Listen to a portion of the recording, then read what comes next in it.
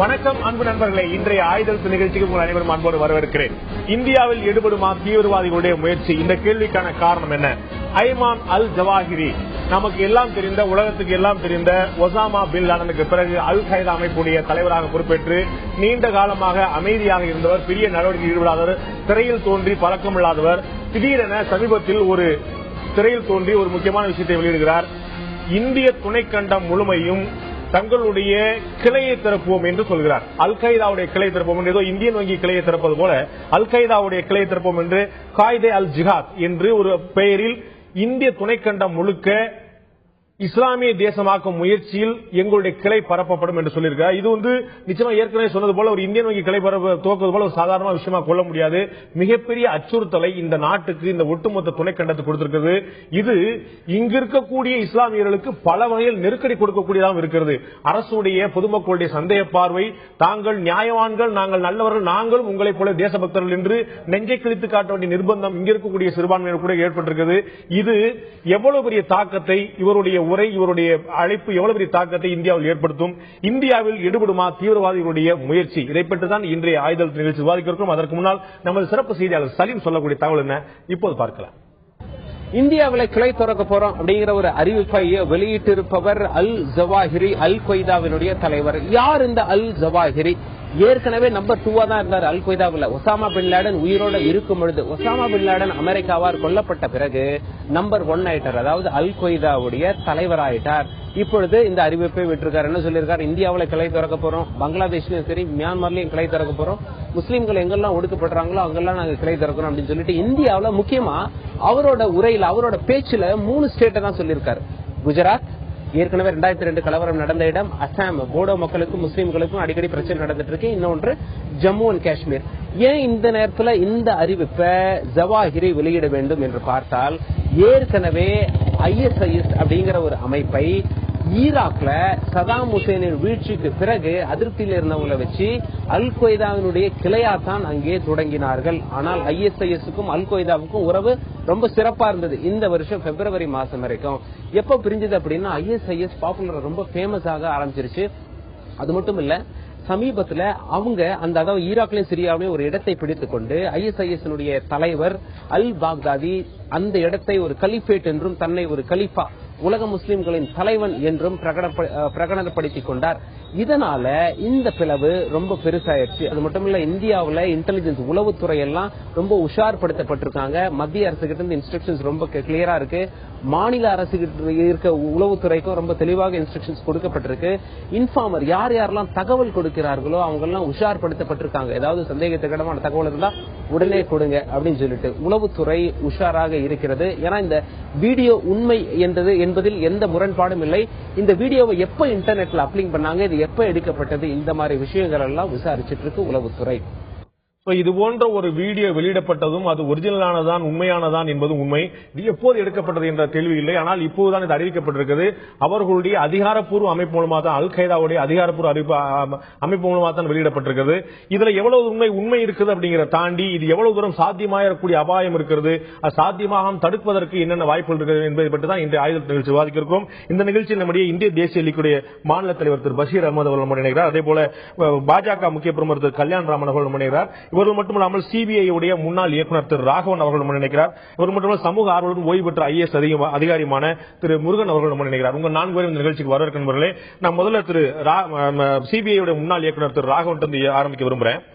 இந்த அல் கைதாவுடைய தலைவருடைய எச்சரிக்கையை நாம் வழக்கமா நடக்கக்கூடிய ஒரு விஷயம் தான், தீவிரவாத இயக்கங்கள் இது போன்ற ஒரு மிரட்டலை எப்போதும் எடுத்துக்கொண்டேதான் இருக்கும் என்று எடுத்துக்கொள்ள வேண்டுமா, அல்லது இன்னைக்கு இருக்கக்கூடிய அரசியல் சூழ்நிலை இது கூடுதல் அதி முக்கியத்துவம் வாய்ந்த ஒரு விஷயமா? திரு ராகவன். முதல்ல உங்க தந்தி டிவிக்கு என்னோட பாராட்டை தெரிவிக்கிறேன்.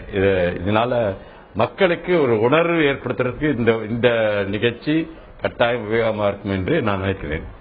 இரண்டாவது, இந்த அல்கேடாவோட அவங்க ஐபி மற்றவங்க எல்லாம் எக்ஸாமின் பண்ணிட்டு இது உண்மையான வீடியோ தான், ஃபேக் இல்லைன்றது சொல்லிட்டாங்க. அதனால அவங்க சொல்றபடியே நம்ம அதை சீரியஸா எடுத்துக்கணும். இதை நம்ம அண்டர் எஸ்டிமேட், அது ரொம்ப இலகா எடுத்துட்டு அதை இக்னோர் பண்றது கூடாது.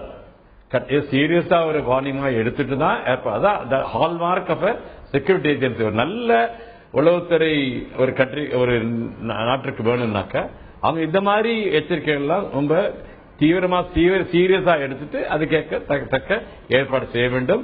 இந்த அல்கேடாவை நாம நம்பக்கூடாது. கட்டாயம் அவங்க அவங்களுக்கு இந்தியா மேல ஒரு வன்மம் இருக்கிறது. அதனால இந்தியா அவங்களுக்கு ஏற்கனவே இங்க சில பேர் ஸ்லீப்பர்ஸ் சொல்லுவாங்க, அப்படியே கீழே அடிமட்டமா இருந்துட்டு ஒரு ஆக்ஷன் வரதுதான் அவங்க இருக்காங்கன்றது தெரியும். அந்த மாதிரி ஸ்லீப்பர்ஸ் நிறைய பேர் இருக்காங்க. அதனால இந்த வார்னிங்கை சீரியஸா எடுத்துட்டு அதற்கேற்றாப்புல நடவடிக்கை எடுக்க வேண்டும் என்று எனது அறிவுரை. நான் திரு முருகன் கேட்க விரும்புறேன். இது போன்ற உளவுத்துறையோட தகவல் வரும்போது சம்பந்தப்பட்ட மாநில அரசுகளுக்கு மத்திய அரசு எச்சரிக்கை கொடுக்கிறது, எல்லாரும் அலர்ட்டா இருக்குன்னு. உங்களுக்கு தெரியும் இந்த மாதிரி உளவுத்துறை எச்சரிக்கைங்கிறது ஒரு வாரத்துக்கே 4 வரக்கூடியதா இருக்கும். ஒரு பயங்கரவாத இயக்கம், இல்லாட்டி வெளிநாட்டு இயக்கம், இல்லாட்டி இந்தியாவில் இருக்கக்கூடிய இயக்கம், இல்லாட்டி ஒரு சாதாரண ரவுடி கும்பலா கூட இருக்கும். ஒவ்வொரு விதமான அச்சுறுத்தல்கள், ஒவ்வொரு விதமான எச்சரிக்கைகள் வந்து கொண்டே இருக்கும். இந்த மாதிரி ஒரு அல்கைதா மாதிரி ஒரு மிகப்பெரிய அமைப்பு, மிகப்பெரிய நெட்வொர்க் கொண்ட அமைப்பு இந்தியா மாதிரியான இடத்துல, அது குறிப்பா நம்ம ஊரை பத்தி நம்ம பேசும்போது தமிழக மாதிரியான இடத்துல எங்க இவங்க ஊடுருவ முடியும், யாரை இவங்க இழுக்க முடியும், யாரை இவங்க ஈர்க்க முடியும், யார் அந்த பக்கம் சாய்வா அப்படிங்கலாம் எப்படி கண்டுபிடிக்க முடியும்? நிர்வாக அமைப்பு, காவல்துறை இதை எப்படி கையாளும்? இது ரொம்ப தெளிவா இந்த சப்ஜெக்ட்ல எல்லாம் தெரிஞ்ச ராகவன் சார் உட்கார்ந்துருக்காரு. அவர் அதை கரெக்டா அவங்க ஆங்கிள் உங்களுக்கு சொல்லுவார்னு எதிர்பார்க்கிறேன் இந்த நிகழ்ச்சியில. என்னுடைய கருத்து என்னன்னா, இப்பொழுது இருக்கிற இந்த பயங்கரவாதமும் ஓப்பனா ஒரு அல்-கொய்தா அமைப்பை நாங்கள் இந்தியாவில் தொடங்குவோம், குஜராத்தை கவனிப்போம், மற்ற சில மாநிலங்களை கவனிப்போம் என்று பச்சை ஒரு எந்த விதமான தயக்கமும் இல்லாம ஒரு அல்-கொய்தா அமைப்பினுடைய இன்றைய தலைவர் இப்படி பேசியிருப்பது என்னை பொறுத்தவரையில் ஆச்சரியமே அளிக்கவில்லை. காரணம் என்னன்னா, ராகவன் சார் ஒத்துக்குவார் நினைக்கிறேன். Over the years, for example sir, last year August 12th இவங்க அவருக்கு நல்லா தெரியும் 70 வயசு நிரம்பிய ஒரு முஸ்லீம் தீவிரவாதியை கைது பண்றாங்க சார். அது ரொம்ப பிரமாதமா இவங்க இன்டெலிஜென்ஸ் பண்ணிலாம் கைது பண்ணல.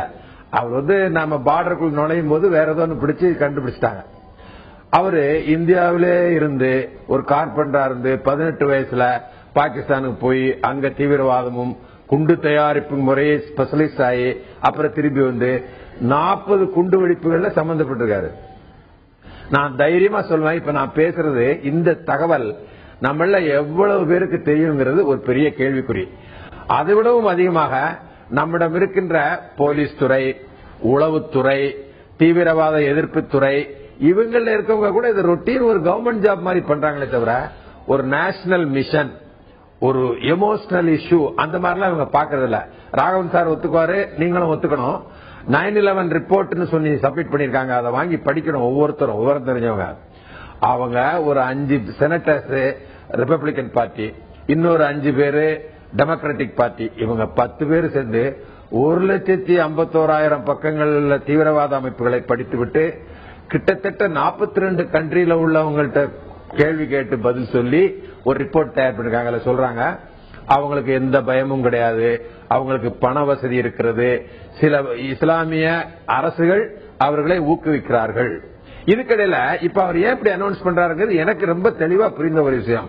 நம்ம நாட்டில் இருக்கிற மாதிரி மற்ற நாடுகள்ல இருக்கிற முஸ்லீம் இளைஞர்களை எங்க பாரு ஒரு சான்ஸ் கொடுக்கறேன், நீ எல்லா வசதி பண்ணி கொடுப்பேன், உனக்கு நீ எங்களோட சேர்ந்து போராட்டம் பண்ணு அப்படின்னு சொல்கின்ற அளவிற்கு தைரியமும் வந்திருக்கிறது. இதையெல்லாம் வச்சு பார்க்கும்போது மற்ற நிர்வாகத்துறைகளில் நமது நாட்டில் இருக்கின்ற அந்த எளிமையான திறமையற்ற போக்கு போலீஸ் தற்காப்பு துறையிலும் நுழைந்து நிறைய நாட்கள் ஆகிவிட்டது. பகுதி நேர அரசியல் பண்றவங்க எல்லாம் சேர்ந்து நேஷனல் செக்யூரிட்டி மிஷனே ஒத்துக்க மாட்டேங்கிறாங்க. ராகவன் மாதிரி ஆளுங்க தான் இதுல முன்னின்று நிச்சயமாக இதுக்கு ஒரு தனி அமைப்பு, அதில் இருப்பவர்களும் திறந்த அதிகாரிகள், ஸ்டேட்டுக்கு வேண்டாதவங்க எல்லாம் சென்டருக்கு அனுப்புற மாதிரி தான் நேஷனல் செக்யூரிட்டிக்கு அனுப்புற ஸ்டேஜில் நம்ம இருக்கோம். நல்ல முறையில பார்த்து இதை தீவிரமாக தடுக்காவிட்டால் நமது நாட்டிலும் வன்முறை பெருகும். இங்கே இருக்கின்ற இஸ்லாமிய நண்பர்களை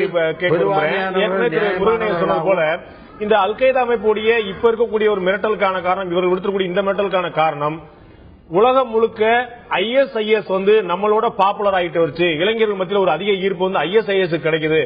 நம்ம இழந்த ஒரு பிரபலியத்தை, ஒரு பாப்புலாரிட்டியை மீட்டெடுக்கணும் அப்படிங்கறதுக்காக தன்னுடைய இழந்த செல்வாக்கு மீட்டெடுக்கிறதா சொல்லப்பட்ட விஷயமா, இல்லாட்டி ஏற்கனவே இருக்கக்கூடிய இந்தியாவில் இருக்கக்கூடிய ஒரு கண்ணோட தொடர்ச்சியா தான் நம்ம பார்க்கணுமா? திரு ராகவன்.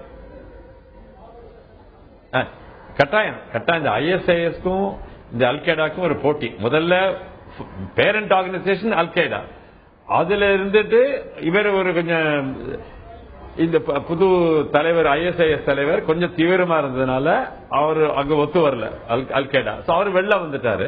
வெளில வந்து நிறைய சீரியஸ் ஆக்ஷன், இந்த 2 பேர் 2 ஜேர்னலிஸ்ட் பிஹேவ் பண்ணாங்க, தலையை வெட்டினாங்க. அந்த மாதிரி ஆக்ஷன் சில யங் முஸ்லிம்ஸ்க்கு, இளம் தீவிரவாதிகளுக்கு ரொம்ப பிடிச்சிருக்கு. இவர் வந்து இந்த ஒரிஜினல் அல்கைடா ரொம்ப மைல்டா இருக்கு, ரொம்ப மாடரேட்டா இருக்கு, அவங்க ஒன்று சரியா நடவடிக்கை எடுக்கலன்னு நிறைய பேர் வெளில வந்துட்டாங்க. அதனால காம்படிஷன் கரெக்ட். இப்ப வந்து இந்த ஐஎஸ்ஐஎஸ்ல 10,000 பேர் தான் இருக்காங்க. 10,000 பேரும் அதுல வந்து 1000 பேரு வெளிநாட்டுல இருந்து வந்திருக்காங்க, இன்க்ளூடிங் இந்தியா. இப்ப நீங்க உங்களுக்கு தெரிஞ்சிருக்கும், மகாராஷ்டிரா கல்யாண் பாம்பே பக்கத்தில் இருக்கு. அங்க இருக்கிற ஒரு டாக்டரோட மகன் மொத்த 3 பேரோட, இன்னும் 3 பேரோட நண்பர்களோட அங்க போனாங்க. ரீசெண்டா இந்த டாக்டரோட சன் மாத்திரம் ஸ்கில்ட் எக்ஸ்போர்ஷன்ல, மத்த 3 பேர் என்ன ஆனாங்கன்னு தெரியல. இவங்க எல்லாம் அங்க போய் ஜஹாதுக்கு தான் போயிருக்காங்க. அவங்க ஐஎஸ்ஐஎஸ் ஆக்ஷன்ல இருந்தாங்க. ஐஎஸ்ஐஎஸ்க்கு இது சப்போர்ட் இன்க்ரீஸ் ஆயிட்டு இருக்கு. போட்டியில தான் வந்து இவங்களுடைய தீவிரவாத கண் வந்து அதிகரிச்சிருக்கு. ஐஎஸ்ஐஎஸ்க்கும் அல் கைதாவுக்குமான போட்டியில இந்தியா இலக்காகுமா அப்படிங்கிற ஒரு கேள்வி இருந்திருக்கு. நான் திரு பஷீர்கிட்ட கேட்க விரும்புறேன். இதுல அவர் ஏற்கனவே சொன்னார், இந்த மாதிரி மகாராஷ்டிரால இருந்து இந்த மாதிரி ஒரு 3 இளைஞர்கள் போனாங்கன்னு சொல்லிட்டு. நம்ம வந்து நம்ம ஊர்ல கடலூர்ல இருந்து கூட இந்த மாதிரி ஒரு இளைஞர் வந்து ஐஎஸ்ஐஎஸ் நோக்கி போனார் அப்படின்னு சொல்லி பார்த்தோம். தீவிரவாத அமைப்புகள் விடக்கூடிய அழைப்புகளை ஏற்கும் அளவுக்கு தான் இந்தியாவுடைய நிலைமை இருக்குதா? முதலில் இந்த அல் கொய்தா அமைப்புடைய பின்புலத்தை முதலில் மக்கள் தெரிந்து கொள்ள வேண்டும். முதல்ல அதனுடைய மூல ஆதாரம் எங்கு ஆரம்பமானது என்று பெருமையா தெரிஞ்சிருக்காதுன்னு நினைக்கிறேன். ஏன்னா இப்ப சொல்லி இருக்கிறது அமெரிக்கா தான் இதை முதல்ல வெளிப்படுத்தி இருக்குது இந்த நிகழ்வுகளை. அல் கொய்தா வந்து முதல்ல சொல்றீங்க, இந்த இப்ப வந்து வீடியோ சொல்றேன் நான். வீடியோ யார் வெளிப்படுத்தினா நமக்கு தேவையா இல்ல அதுல இருந்து நான் சொல்ல வரேன். அல் கொய்தா எவ்வாறு உருவானது? ரஷ்ய படைகளால் ஆப்கானிஸ்தான் ஆக்கிரமிக்கப்பட்ட போது அமெரிக்கா தலையிட முடியாத நிலையில பெரிய வணிகராக இருந்த ஒசாமா பின் லாடனை தயார் செய்து முஸ்லீம் ஆட்சி அமைக்க முடியும் என்கிற ஒரு சூழ்நிலையை உருவாக்கி இஸ்லாமிய ஆட்சி அமைப்பதாக வாக்குறுதி தந்து அவர்களால் மூளைச்சலவை செய்யப்பட்டு ஏற்படுத்தப்பட்டவர் தான் இந்த ஒசாமா பின் லாடன். பின்பதாக ரஷ்யா உடைய தோல்விக்கு பின்பதாக, ரஷ்யாவுடைய ஆப்கானிஸ்தான் விட்டு விரட்டப்பட்டதுக்கு பின்பதாக ரஷ்யா உடைய அமெரிக்கா ஒசாமா பின் லாடன் கொடுத்த வாக்குறுதி நிறைவேற்றப்படாததால் ஏற்பட்ட விபத்து தான் அந்த இரட்டை கோபுர தகர்ப்பு. இதுவெல்லாம் அமெரிக்கா அன்றைய இது பத்திரிகைகள் வந்தது நாம் அறிந்து கொண்டது. இல்ல அது வந்து விபத்து இல்லையா? விபத்தல், இது நடந்து முடிஞ்சு போன ஒரு செய்தி. இது இவர் தான் செய்தார், அவர் தான் செய்தார், இன்னும் சர்ச்சைகள் தான் இருந்து கொண்டிருக்கிறது. இந்த சூழ்நிலையில இரட்டை கோபுரத்தை வந்து யார் செஞ்சாலும் சர்ச்சை இருக்குதுல்ல. ஒரு பக்கம் வந்து இன்சூரன்ஸ்க்காக பண்ணப்பட்டதுன்னு ஒன்று சொல்றாங்க. ரெண்டாவது பெரும்பகுதியான 90% ஒசாமா பின் லாடன் ஏற்பட்டப்பட்டது என்று உலக அறிஞ்ச உண்மைதான், ஒத்துக்கிறோம். இப்ப இருக்கிற இந்த சூழ்நிலையில அமெரிக்காவுடைய வாதம் தான் இப்பொழுது வந்து இப்ப நாட்டுக்கு, நம்ம தமிழ்நாட்டுக்கு இந்த சைபர் கிரைம் என்று சொல்லக்கூடிய ஜவாஹிரி சொல்லியிருக்கக்கூடிய அந்த வார்த்தை உண்மைதானா என்று உள்துறை அமைச்சர் ராஜ்நாத் சிங் வந்து விசாரணைக்கு உட்படுத்த சொல்லியிருந்தாலும் இல்ல விசாரணைக்கு உட்படுத்தி உறுதிப்படுத்திட்டாங்க. ராவன் வந்து முதலே சொன்னார். வீடியோ இல்ல நாம வந்து நேரம் ரொம்ப குறைவா இருக்கு. நமக்கு ஒட்டுமொத்தமா 1 மணி நேரம் ஆகியனால இது வந்து பின்னணி என்ன அப்படின்றது எல்லாருக்குமே தெரிஞ்ச விஷயம். பல ஊடகங்கள் பல சொல்லிட்டு இருக்கு. நான் கேட்கிறேன் அந்த வீடியோல வந்த தகவல் உண்மைதான் அப்படிங்கறதையும் உறுதிப்படுத்தி கேள்வி, இது போன்ற அழைப்புகளை ஏற்கும் அளவுக்கு, அதில் இரையாகும் அளவுக்கு இந்தியா இருக்கிறதா? இந்தியாவில் இருக்க இஸ்லாமிய அமைப்புகளோ அல்லது இளைஞர்களோ இதற்கு தயார்படுத்தப்பட மாட்டார்கள். பாகிஸ்தானுடைய சூழ்நிலை என்பது ஆயுத கலாச்சாரம், ஆப்கான் சூழ்நிலை என்பது ஆயுத கலாச்சாரம், காசாவும் அதே போன்று இந்தியாவை பொறுத்தவரை ஜனநாயக நாடு. இதற்கு இந்தியாவில் இருக்கக்கூடிய முஸ்லிம்கள் ஒருபோதும் அதற்கு ஆதரவளிக்க மாட்டார்கள் என்பதுதான் எங்களுடைய கருத்து. நான் திரு கல்யாணராமன் கேட்க மத்திய அரசுடைய நிலைப்பாடு இதுல எப்படி இருக்கும்? நம்ம வந்து ஏற்கனவே வந்து மத்திய அரசுல காங்கிரஸ் அரசு இருந்தாலும் எல்லா அரசு இருந்தாலும் வந்து தீவிரவாத தாக்குதல்களும் தீவிரவாத எச்சரிக்கை இருந்துட்டே இருக்கும். ஆனா எப்பயுமே ஒரு ஸ்பெஷல் பார்வை, ஒரு கூடுதல் சந்தேகம், கூடுதல் கண்ணோட்டம், கூடுதல் தயக்கம் வந்து பாஜக மீது இருந்துகிட்டே இருக்கும். இப்ப பாஜக அறுதி பெரும்பான்மையோடு இருக்கும்போது வெறும் மத்திய அரசா மட்டும் பார்க்காம, அது வந்து இந்தியன் கவர்மெண்டா பார்க்காம பாஜக கவர்மெண்டா உலக நாடுகள் பூரா பார்க்கக்கூடிய ஒரு ஹிந்து ஃபண்டமெண்டல் குரூப் அப்படின்னு பார்க்கக்கூடிய ஒரு பார்வை இருக்குது. அப்ப இந்த அச்சுறுத்தல் இன்னமும் அதிகமாக இருக்கும் நீங்க நினைக்கிறீங்களா? நான் அப்படி நினைக்கல. இங்க வந்து 2 ஜாம்பவான்கள் இருக்காங்க. ராகவன் சாரும் ஐஏஎஸ் முருகன் சாரும். ஒருத்தர் அட்மினிஸ்ட்ரேட்டிவ்ல கிங்கு, இன்னொருத்தர் வந்து இன்டெலிஜென்ஸ்ல கிங்கு. நான் வந்து இதை சோசியல் பெர்ஸ்பெக்டிவ்ல ஹிஸ்டாரிக் பெர்ஸ்பெக்டிவ்ல தான் பார்க்க முடியும். இந்த எல்லாத்துக்கும் அடிப்படை அப்படின்றது வந்து பாஜக பார்க்கறது ஒரு ஆங்கிள். அடிப்படை வந்து இஸ்லாமுடைய டாக்ட்ரைன் அப்படின்றத வந்து திரும்ப ஒரு பார்வை பார்க்கறதுக்கு இஸ்லாமிய சமுதாயம் தயாரா இருக்கா அப்படின்றதுதான் இங்க முக்கியம். கோபுரத்தை தகர்த்தது வந்து 90%, 10% என்ன பார்வை பார்க்கணும்? அதாவது அந்த குரானிக் கைடன்ஸ், அது மூலமா சொல்லப்படுற ஜிஹாத் என்கின்ற புனித போர் என்று சொல்லப்படுகின்ற அதன் பெயரால் கட்டவித்து விடப்படுகின்ற காட்டுமிராண்டித்தனம், இத வந்து இது தவறுன்னு சொல்றதுக்கு முதல்ல முஸ்லீம்களோ முஸ்லீம் தலைமையோ முஸ்லீம் சமுதாய தலைமை தயாரா இருக்காருன்னா இந்த மாதிரி நியாயப்படுத்திட்டு இருக்கிறதுலாம் இவங்களுடைய முயற்சி இருக்கு.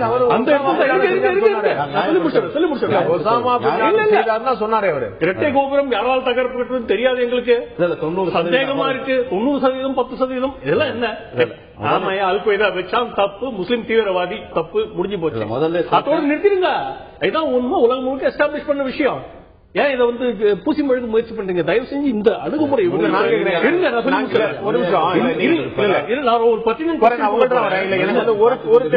அணுகுமுறை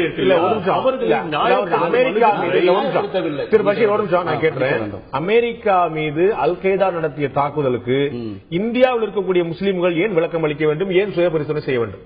ஏன் அவரு விளக்கம் அளிக்கிறார்? அவங்களை டிஃபெண்ட் பண்ணி நீங்க அவரை முதல்ல கேள்விகள் நிச்சயமா நான் கேட்டேன். அதுக்கப்புறம் தான் சொன்னார். உங்களுக்கு தெரியும் என்னன்னா, பாருங்க, இந்த ஜிஹாத் என்ற வார்த்தை, அந்த வார்த்தை தவறு அப்படின்றது இங்க ஏன்னா வார்த்தைக்கு கொள்ளப்படும் பொருள் தவறு, வார்த்தை தவறு இல்ல.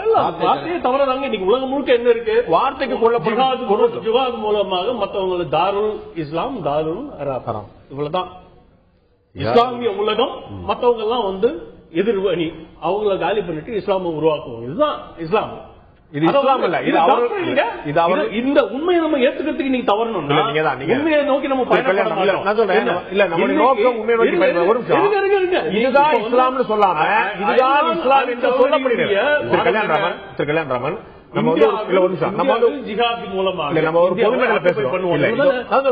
அதெல்லாம் நீங்க சொன்னலாம் வாஸ்தவம். நீங்க சொல்லும் போது இதுதான் இஸ்லாம் என்று சொல்லாமல் இதுதான் இஸ்லாம் என்று கற்பிக்கப்படுகிறது சொல்லுங்க, நம்ம பேசலாம். இதுதான் இஸ்லாம். நிச்சயமா இந்த அணுகுமுறையை மறுபரிசீலனை செய்வதற்காக இஸ்லாமிய சமுதாயம் தயாராக இருக்க வேண்டும் நான் சொன்னேன். இந்த அணுகுமுறையை வந்து எப்ப பரிசீலனை பண்றாங்களோ அப்பதான் வந்து இந்த நாட்டில் ஒரு ஸ்திரத்தன்மையோ நாட்டில் வந்து கான்ஃபிளிக்ட் இல்லாத தன்மையோ உருவாகும். அதுக்கு வந்து இந்த சமுதாயத்தை தயார்படுத்த வேண்டியது நண்பர் பஷீர் போன்றவருடைய கடமை. ஏன்னா அவங்க தான் தலைவர்கள் சொல்லிட்டு தெரியுறாங்க.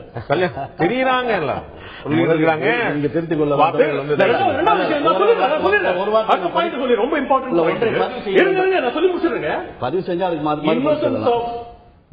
முஸ்லிம்ஸ் அதுல வந்து ஒரு படம் வருது, படம்ன்றத படமா பார்க்கணும். இப்ப இந்து சமுதாயத்தில் நீங்க எந்த கடவுளை வந்து விமர்சனம் பண்ணாலும் யாரும் கேள்வி கேட்க மாட்டாங்க. நவீன சரஸ்வதி சபைதான் ஒரு படம் வந்த போது எல்லாரும் கிளம்புனாங்க. கண்டனம் தெரிவிப்பாங்க, வன்முறை கையாள மாட்டாங்க. வித்தியாசம் இருக்கு. துப்பாக்கி படத்து சர்ச்சை வந்துச்சு, சர்ச்சை வந்துச்சு. இந்து சமுதாயத்தில் கிறிஸ்தவ சமுதாயத்தில் நீங்க விவாதத்தை டைவர்ட் பண்ணி போறதா பாக்குறேன். இருந்தாலும் தெளிவு ஒரு கேள்வி எழுப்புறதா சொல்றேன். நவீன சரஸ்வதி சபதம் ஒரு படத்துக்கு ஆட்சேபனை இந்து மக்கள்கிட்ட வந்து கிளம்பிச்சு. திரு ராமகோபாலனோ திரு அர்ஜுன் சம்பத்தை விட தயாரா இல்ல. நான் கேட்கிறேன், நல்லா புரிஞ்சுட்டேன். தமிழ்நாட்டில் இருக்கக்கூடிய முஸ்லீம்கள், தமிழ்நாட்டில் இருக்கக்கூடிய முஸ்லீம்கள் விஸ்வரூபம் படத்துக்கும் ஏதோ ஒரு விஸ்வரூபம் படத்துக்கும் துப்பாக்கி படத்துக்கும் ஆட்சேபனை பண்ணாங்க. இங்க வன்முறை வெடிச்சுதான் என்ன? அவங்கள்ட்ட பேசினாங்க, பேச்சுவார்த்தை நடத்தினாங்க, போட்டு பார்த்தாங்க. என்னங்க ஆச்சு? இந்திய வரலாற்றிலே முதல் முறையா யுஎஸ் கான்சுலேட் மேல அட்டாக் எங்க நடந்துச்சு? சென்னையில் நடந்துச்சு. என்ன பேசிஸ்ல நடந்துச்சு? ஒரு படத்துக்காக நடந்துச்சு. இதோட ஒரு கேவலமான செயல் இருக்க முடியுமா? எல்லாருக்கும் நாங்க மத உணர்வு இருக்கு, உங்களுக்கு மட்டும் தான் மத உணர்வு இருக்கா? உங்களை சொன்னதே இல்ல. ஒரு விஷயம் தெரியும், நான் சொல்ல ஒரு பாயிண்ட் நீங்க இது பண்ண விட மாட்டேன், ட்ரை பண்ண விட மாட்டேன். ஒரு மாப் வந்து நீங்க வந்து இந்த ஒரு பாயிண்ட், இது வந்து நம்ம வந்து ஒரு சமுதாய பிரச்சனையை அலசிக்கிட்டு இருக்கோம். என்ன இது வந்து வெறும் நாட்டுக்கு பாதுகாப்பு சம்பந்தப்பட்டது மட்டும் கிடையாது, ஒட்டுமொத்த சமுதாயம் சம்பந்தப்பட்டது. தயவு செஞ்சு கேளுங்க. அதை நீங்களும் கொஞ்சம் உணரணும். நான் எல்லாருக்கும் பொதுவானது என்ன, ஒரு இந்து சமுதாயத்தை இந்து கடவுளையோ விமர்சனம் செய்யும் போது வன்முறை மூலமாக பதில் சொல்லப்படுவதில்லை. கிறிஸ்தவ கடவுளையோ கிறிஸ்தவ சமுதாயத்தையோ கிரிட்டிசைஸ் பண்ணும்போது வன்முறை மூலமாக அதுக்கு பதில் சொல்லப்படுவதில்லை. ஆனால் முஸ்லீம் சமுதாயத்தையோ முஸ்லீம் கடவுளையோ பற்றி இல்ல ப்ராஃபட்டை பத்தி ஏதாவது ஒரு ஒப்பீனியன் சொன்னா கூட அது வன்முறை ரூபத்தில் பதில் வரும்போது ஏன் விமர்சனம் பண்றீங்கன்னு கேக்குறேன். ஏன் விமர்சனம் பண்றீங்க? தவறான வார்த்தையை பதிவு பண்ணா நீங்க வந்து நீங்க உங்களை தவறு சொல்லுங்க, உங்களை சுய பரிசோதனை பண்ணுங்க. விநாயகர் சிலை செருப்பு போட்டாங்க இல்ல அவங்க போட்டு அவங்களுக்கு வந்து வன்முறையில பதில் சொன்னாங்க. அவங்க காவல்துறைக்கு போங்க, அவங்க தப்பு விழிப்புணர்வு மூலமா பதில் சொன்னாங்க. அவ்வளவுதான். சமுதாய விழிப்புணர்வு செய்யறதை விட்டுட்டு இந்த தவறுகளை நியாயப்படுத்த தன்மை இருக்கு. நான் திரும்ப துரதிருஷ்டவசமா இருக்கு. அவங்க வந்து அதுக்காக இந்த டாக்டரைனையே வந்து ரீவிசிட் பண்ண ஜிஹாத்னா என்ன, ஜிஹாத் என்பது சர்வ பரி தியாகங்கிறது. அதாவது இறைவனுக்காக நம்ம ஒப்புக்கொள்வது என்பது, அதை கொச்சைப்படுத்த வேண்டாம் தயவு செய்து. இரண்டாவது, முதல்ல சொல்லிட்டேன், அமெரிக்கா செய்த துரோகம் அதற்கு பதிலாக கொடுத்ததுதான் இரட்டை கோபுர இடிப்பு. முஸ்லீம் தலைவருடைய பிரச்சனையே இன்னொரு தமாஷான விஷயம் சொல்றேன். இந்தியன் யூனியன் முஸ்லீம் லீக் என்ன பிரச்சனை இருக்கோ அவங்களுக்கு வந்து இன்னைக்கு அடையாளம் தெரியாம இருக்காங்க.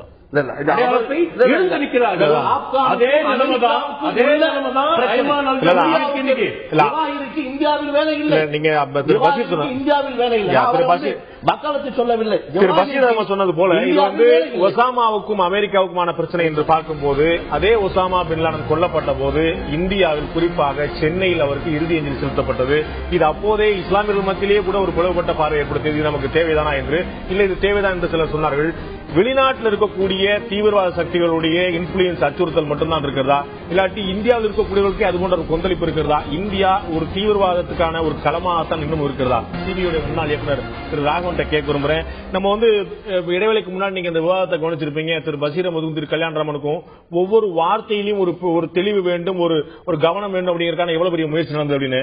இது பாதி பிரச்சனை நம்ம பார்க்கிறோம். ஒரு மிஸ் அண்டர்ஸ்டாண்டிங்னால தான் போகுது. அவங்களை இவங்க தவறா புரிஞ்சுக்கிறது, இவங்களை அவங்க தவறா புரிஞ்சுக்கிறது. அந்த உணர்வு அப்படியே பெரிதுபடுத்தப்பட்டு அது வன்மமாக உருவாகி இது வளர்ந்து கொண்டு கிளை மறிப்பு கொண்டு இருப்பதை பார்க்கிறோம். இதை எப்படி தடுக்க முடியும்? அப்படி கிடையாது, இந்த மாதிரி தான் உண்மை, இதுதான் விளக்கம்னு ரெண்டு தரப்புலையும் எப்படி சொல்ல முடியும்? இந்த வன்முறை யாராவது ஒரு ஆயுதம் ஏந்திட்டு வந்தா சிபிஐயோ ஐபியோ ராவோ யாராவது அமைப்புகள் வந்து காப்பாற்ற முடியும், தடுக்க முடியும். ஆனா மனதுக்குள் உருவாகக்கூடிய வன்மத்தை எப்படி தடுக்க முடியும்? திரு ராகவன், அது வந்து கல்வியை பொறுத்தது. கல்வி அண்ட் மேடையில பேசுறவங்க ரொம்ப பொறுப்பா பேசணும். தீவிரவாதத்தை ஆதரிக்கிறாப்புல பேசக்கூடாது. அவங்களுக்கு மியூச்சுவல் அண்டர்ஸ்டாண்டிங் அது வந்து வேற எவரும் பண்ண முடியாது. ஸ்டேட் கவர்மெண்ட் பண்ண முடியாது.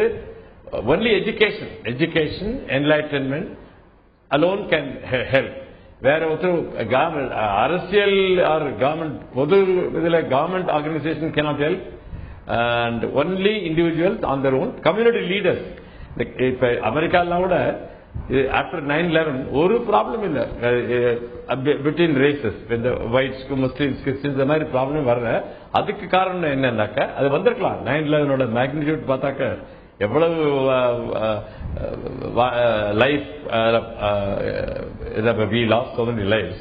அப்படியே ஒரு கலவரமே வரல. அதுக்கு காரணம் கம்யூனிட்டி லீடர்ஸ் ஸ்டெப்ட் இன். அது அமெரிக்கா இங்கிலாந்துலயும் அப்படிதான் நான் நேரா பார்த்திருக்கேன். காவல்துறை ஒரு வருடம் ஒரு லிமிட் வரலும் அவங்களும் ஹெல்ப் பண்ணலாம். கம்யூனிட்டி லீடர்ஸ் தான் பண்ணணும். அவங்களுக்குள்ள அண்டர்ஸ்டாண்டிங் இல்லைன்னா ஒன்னும் பண்ண முடியாது. அவங்க வந்து தூண்டி விட்டாங்கன்னாக்க கலவரம் கட்டாயம் வரும். அதுக்கு வந்து education and refinement civilisation culture அவ்வளவுதான் ஏற்படும். வேற ஒருத்தராலையும் ஒன்னும் பண்ண முடியாது. திரு முருகன் கேட்க விரும்புறேன். இந்த பிரச்சனை நம்ம வந்து வெளிப்படையா நம்ம பார்த்தாலும் கூட ஒவ்வொருத்தருக்கும் கூடிய கருத்து மாறுபாடு. குறிப்பா சொல்ல போனா இந்த பேஸ்புக் மாதிரி விஷயங்கள்ல இந்த விஷயங்கள் வந்து எவ்வளவு தடதடத்தன பரவுங்கிற பாக்குறோம். உடனடியாக 2 கமெண்ட் போட்டுறாங்க, நீ பாகிஸ்தானுக்கு ஓடிப்போ, நீ இந்த ஊருக்கு ஓடிப்போ, நீ அந்த ஊருக்கு ஓடினு.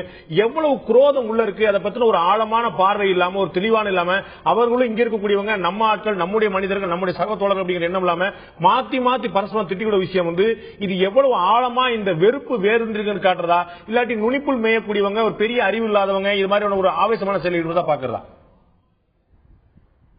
ரெண்டாவது சொன்னீங்களா, அதான் நுனிப்புள் மேயறவர்கள். நல்லா புரிஞ்சுங்க நான் சொல்ல போறதா. இப்ப நம்ம ஆரம்பத்தில் இந்த டிபேட் ஆரம்பிக்கும் போது டெரரிசம், கவர்மெண்ட் ஆக்ஷன், செக்யூரிட்டி அந்த மாதிரி ஆரம்பிச்சோம். ஆனா இந்த நண்பர்கள் 2 பேரும் பேசும்போது இது ஒரு சமூக பிரச்சனையா கொண்டு வந்துட்டோம். அந்த ஆங்கிள் பாத்தீங்கன்னா தமிழ்நாடு பொதுவாக தென்னிந்தியா கேளுங்க, தமிழ்நாட்டில் முஸ்லிம் நண்பர்கள், இப்ப என்னுடைய அனுபவத்தை சொன்னா நீங்க நம்ப மாட்டீங்க. என்னுடைய திருமணத்துக்கு என் கூட இருந்து மாப்பிள்ளை துணமா இருந்தவர் சாகுல மீது மீரான்னு என் ஃப்ரெண்ட்ஸ்.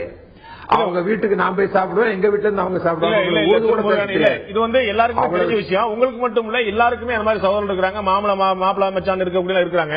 ஆனா நம்முடைய கவலை என்னன்னா, நம்ம ஊர்ல கடலூர்ல இருந்து ஒருத்தர் ISIS போறாரு. திரு ராகவன் சொன்னது போல மகாராஷ்டிராவில் 3 பேர் போறாங்க. அப்படிங்கும்போது இவங்களும் யாரோ ஒரு 4 பேருக்கு மாப்பிள்ளை மச்சானா தான் இருந்திருப்பாங்க, நண்பர்களா தான் இருந்திருப்பாங்க. எங்க இந்த மாற்றம் ஏற்படும்? இது என்னுடைய தேசம் அல்ல. இல்ல,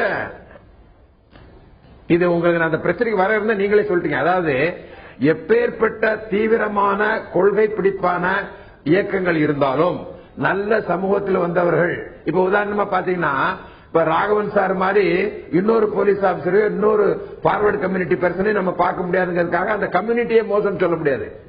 முஸ்லிம்கள் இந்தியாவை பொறுத்தவரையில் நார்த் இந்தியாவில் இருக்கிறவங்களுக்கு வேறு பல பிரச்சனைகள் உண்டு.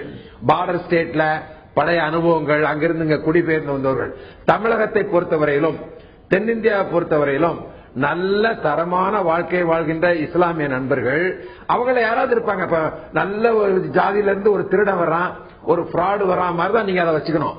ஆனால் நிர்வாகம் சீரழிந்த பின்னர், போலீஸ் நடவடிக்கைகள் குறைந்த பின்னர், இது போன்ற இயக்கவாதிகள் பணம் கொடுத்து வேலையில்லாத மாணவர்களை அழைத்து செல்வதும், இளைஞர்களை பணம் கொடுத்து கொண்டு போய் தீவிரவாதிகள் ஆக்குவதும் மிகப்பெரிய ஆபத்து என்பது ராகவன் சார் மாதிரி ஆளுங்களுக்கு தெரியும். அது LTTயா இருந்தாலும் அப்படித்தான், அல் கொய்தா இருந்தாலும் அப்படித்தான், வேற எந்த டெரரிஸ்ட் ஆர்கனைசேஷனா இருந்தாலும் அப்படித்தான். சோ கவர்மெண்ட் ரொம்ப ஜாக்கிரதையாக இதை ஒரு பெரிய சவாலாக ஏற்று, ஆனா அது முஸ்லீம் விரோத நடவடிக்கையா இருக்கக்கூடாது. தெளிவாக இதை நன்றாக புரிந்தவர் தான் நரேந்திர மோடி. ஏன்னா அவர் குஜராத்ல அதை பார்த்திருக்காரு. நான் ஆனந்த் கான்ஸ்டிடியூன்சிக்கு அப்சர்வரா போயிருந்தேன். அப்ப நான் என்ன பண்ணேன்னா, வேணும்னு இந்த முஸ்லீம் தெருவில் போய் அந்த பெண்கள்கிட்ட பேசினேன். அவங்க சொன்னாங்க, எங்களுக்கு எல்லாம் பர்சனலா ஒண்ணும் கிடையாது சார். திரு முருகன், நீங்க சொல்லும்போது கடுமையான நடவடிக்கை எடுக்கணும், ஆனா அது முஸ்லீம் விரோத நடவடிக்கையா போயிடக்கூடாது. இந்த முஸ்லீம் விரோத நடவடிக்கை அப்படிங்கிறது என்ன? ஒரு நீங்க சொன்ன மாதிரி ஒரு சமூகத்துல இருந்து, ஒரு ஜாதியில இருந்து, ஒரு ஊர்ல இருந்து ஒரு ரவுடி வர்றான், ஒரு தவறான மனிதன் வர்றாங்க, அவன் மீது எடுக்கப்படக்கூடிய நடவடிக்கை ஒட்டுமொத்த சமூகத்தின் மீது எடுக்கப்பட்ட நடவடிக்கையா பார்க்கப்படுகிறதா?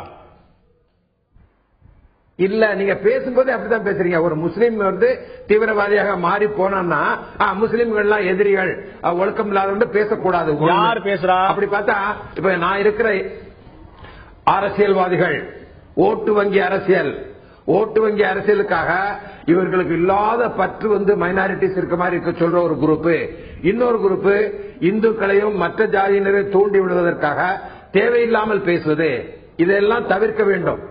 சமூக பிரச்சனைகளை, தீவிர அரசியல் பிரச்சனை,